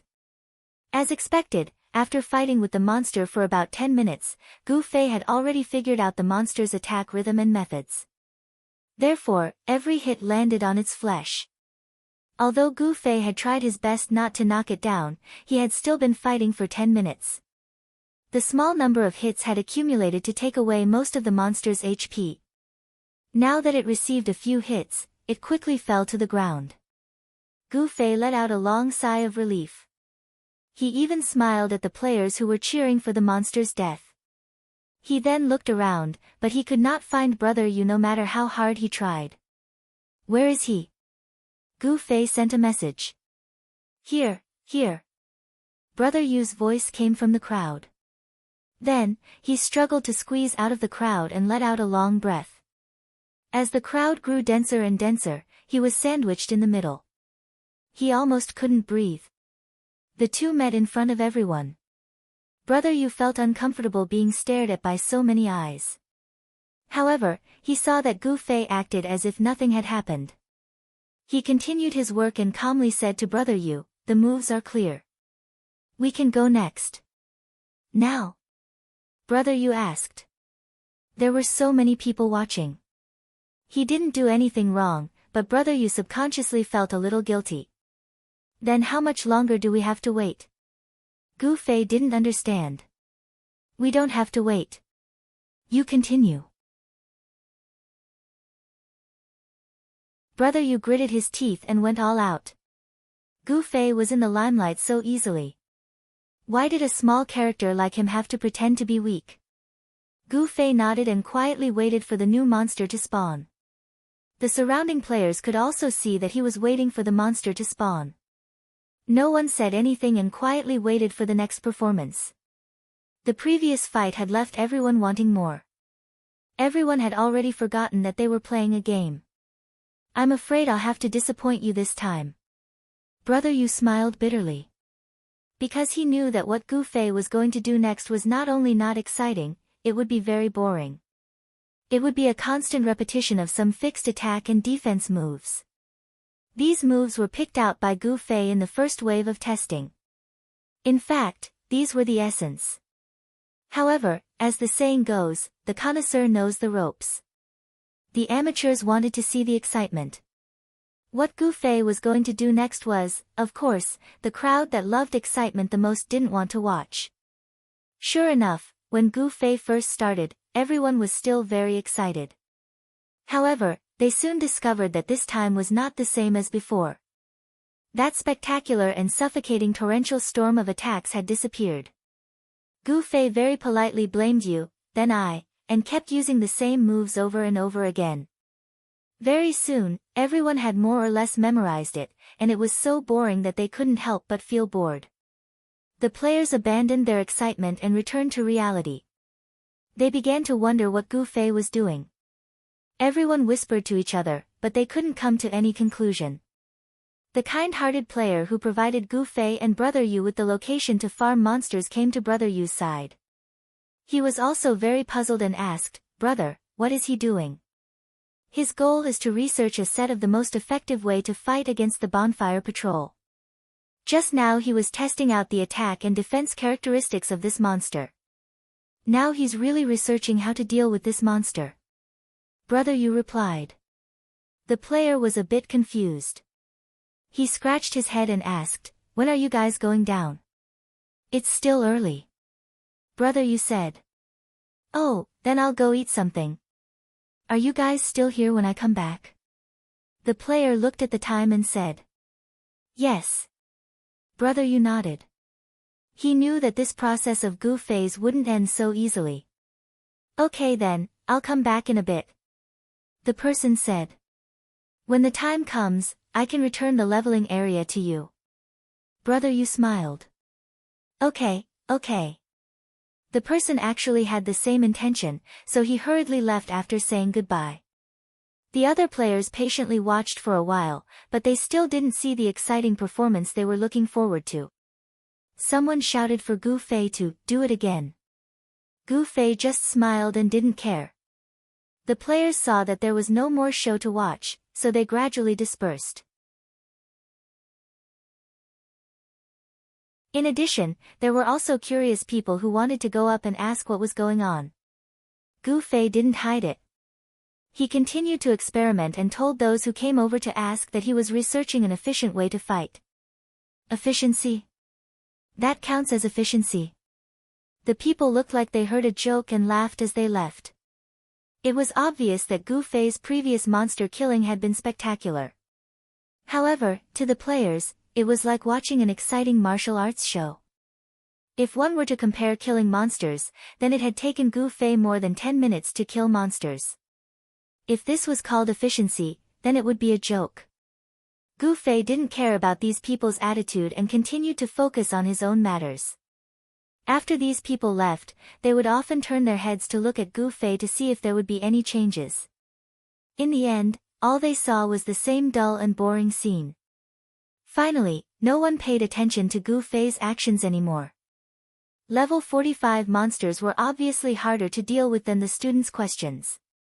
Gu Fei spent about an entire class worth of time before he was able to come up with a strategy to deal with this monster. Brother Yu, who had been watching attentively from the side, knew that Gu Fei was about to succeed and was extremely excited. After a monster fell under Gu Fei's sword, Gu Fei also smiled as if he had harvested the fruit of victory and walked over to Brother Yu. You did it? Brother Yu hurriedly greeted him and asked. Gu Fei nodded, but said a word that Brother Yu didn't want to hear. But what? Brother Yu was terrified. This monster isn't easy to defeat. It has to have some agility. Have you added any points to agility? Brother Yu was stunned for a moment, then immediately replied, I have added a little. Brother Yu's original way of adding points was to imitate the cleric support profession, but it was reshuffled after he switched to the Dark Knight profession. As the research on the Dark Knight profession wasn't thorough enough, Brother Yu, who had always been cautious, added a few points that he thought he needed and kept the rest. He was prepared to put them all in when his thoughts were clear. Oh. How much did you add? Gu Fei knew the exact number. A little. Brother Yu said. Gu Fei was stunned. Only then did he understand that when Brother Yu said, a little, he was referring to a single point, not a small amount, just a little. A little? What do you mean by a little? Gu Fei was confused. My movement speed is lacking a little, but my agility can be increased by a level, so I added a little. Brother Yu explained. Accurate calculations were Brother Yu's best style. Gu Fei didn't dwell on this issue, but continued his topic. A knight's agility is the same as a mage's, there's no need to modify it, right? Yes, 1-to-1. Brother Yu replied. Gu Fei nodded and said, then if you want to use my method to deal with this monster, you'll have to add a point to agility. Add how much? Brother Yu was terrified. He admitted that he didn't have Gu Fei's ability. Trying to imitate Gu Fei's full agility would be like trying to draw a tiger but end up like a dog. So he was very worried that Gu Fei would lead him down the path of a useless account. For me, level 5 agility is enough. For you, I suggest adding 8 to 10 levels. Anyway, the more you add, the safer it will be. The less you add, the harder it will be. Gu Fei said to Brother Yu. That's a lot.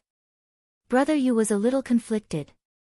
Should he increase his agility in order to learn Gu Fei's monster fighting techniques before confirming if agility was useful for Dark Knights?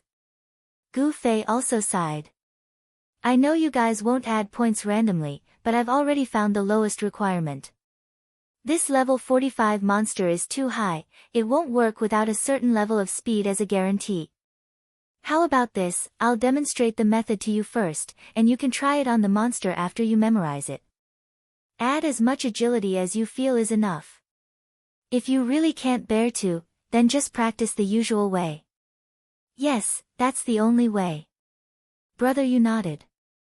He felt that it was better to test it out himself. Alright, then watch carefully. It's a complete demonstration. Gu Fei said. Hee, I've already seen quite a bit. Brother Yu laughed. He had seen the entire process, and had already understood about 70 to 80% of it. Gu Fei continued to use his normal broken sword to attack the monster. A mature method was indeed different. He no longer fought back and forth with the monster. He continuously moved and attacked, dodging the monster's attacks and landing his own sword on the monster's body. Even though this monster wasn't killed quickly, Brother Yu knew that this was due to the limitations of equipment and class. If Gu Fei used the Night Stream Sword and Dual Flame Flash, or if he went up and used his incomplete Dark Knight's damage, then the true efficiency would be displayed. How is it, do you want to do it again? As the monster fell, Gu Fei asked Brother Yu. It's about time. I'll try it, and you correct it. Brother Yu said. Be careful, you don't have enough speed right now. Gu Fei said. I understand. Brother Yu said as he went up to pull the monster to practice. He remembered every move of Gu Fei's method very clearly. When he saw the monster hit him with the torch, he immediately moved to the side. In the end, he felt a scorching heat on his shoulder. As expected, his speed was too slow, and he wasn't able to dodge the torch. In the end, he was thwarted on the first move, and was unable to continue. To put it simply, Gu Fei's method was a method that specifically targeted monsters. ABC dealt with the monsters 123, and Brother Yu's situation was that he didn't have enough speed. As a result, he could have dealt with the first attack, but he used half of it, so he naturally couldn't avoid being hit. What's worse was that the monster had already used the second attack, and because Brother Yu hadn't finished using the first attack, he couldn't follow up with the second attack. As a result, he took the second attack, followed by 3, 4, 5, 6, 7, 8, and the monster was beaten up. The pitiful Brother Yu was still stuck with the first attack. In the end, he completely abandoned Gu Fei's method, and used his own bumpkin method to kill the monster. When he turned around to look at Gu Fei, his face was full of shame. How much agility do you think you're lacking? Gu Fei asked. Brother Yu couldn't answer. Even though he was good at calculation, he couldn't grasp the finesse in battle. I'll show you 2 more times. Memorize it. Gu Fei said. All right. Brother Yu was a bit helpless, and his heart was in a fierce struggle. Watch carefully. Gu Fei made his move. Brother Yu saw a purple light flash past, and discovered that Gu Fei's Dark Moonstream sword had appeared. Although he still didn't use any spells, the damage he dealt was on a completely different level compared to the damage dealt by the broken sword from before. In addition, Gu Fei even used several enchantment equipment. This time, he was able to deal with the small monsters with ease. The word efficiency was finally being displayed. How is it? Gu Fei laughed. Damn. Brother Yu was depressed. Although Gu Fei didn't tell him to increase his agility, he still used this method to tempt him. What was even more painful was that he was tempted, and had the urge to go all out and increase his agility. Here it comes again. Another monster spawned. Gu Fei yelled and attacked. This time, his luck was better than before. He used enchantments more frequently, and the monsters were even sharper. Brother Yu forcefully restrained himself. Fuck, that's too awesome. Did you succeed? At this time, a voice sounded. Gu Fei and Brother Yu turned around to look. The kind-hearted player had already finished his meal, and just happened to witness Gu Fei's last two demonstrations. This time, it was a genuine demonstration of efficiency, and even a layman could recognize it. Yeah. Gu Fei nodded. How did you do it? The player asked. When I spawn monsters, I'll show you. Gu Fei laughed. He didn't treat his skill as a treasure at all. Okay. The player was extremely excited. He felt like he was the main character in a YY novel. He only did something insignificant, but in exchange, he received generous rewards from the hero, who was about to teach him an unparalleled godly skill. The monsters spawned very quickly. This time, Gu Fei switched to the broken sword in order to make it easier for others to see. Moreover, the damage he dealt was relatively light. As a result, when he killed the monster, the word efficiency disappeared with the wind. The player didn't understand.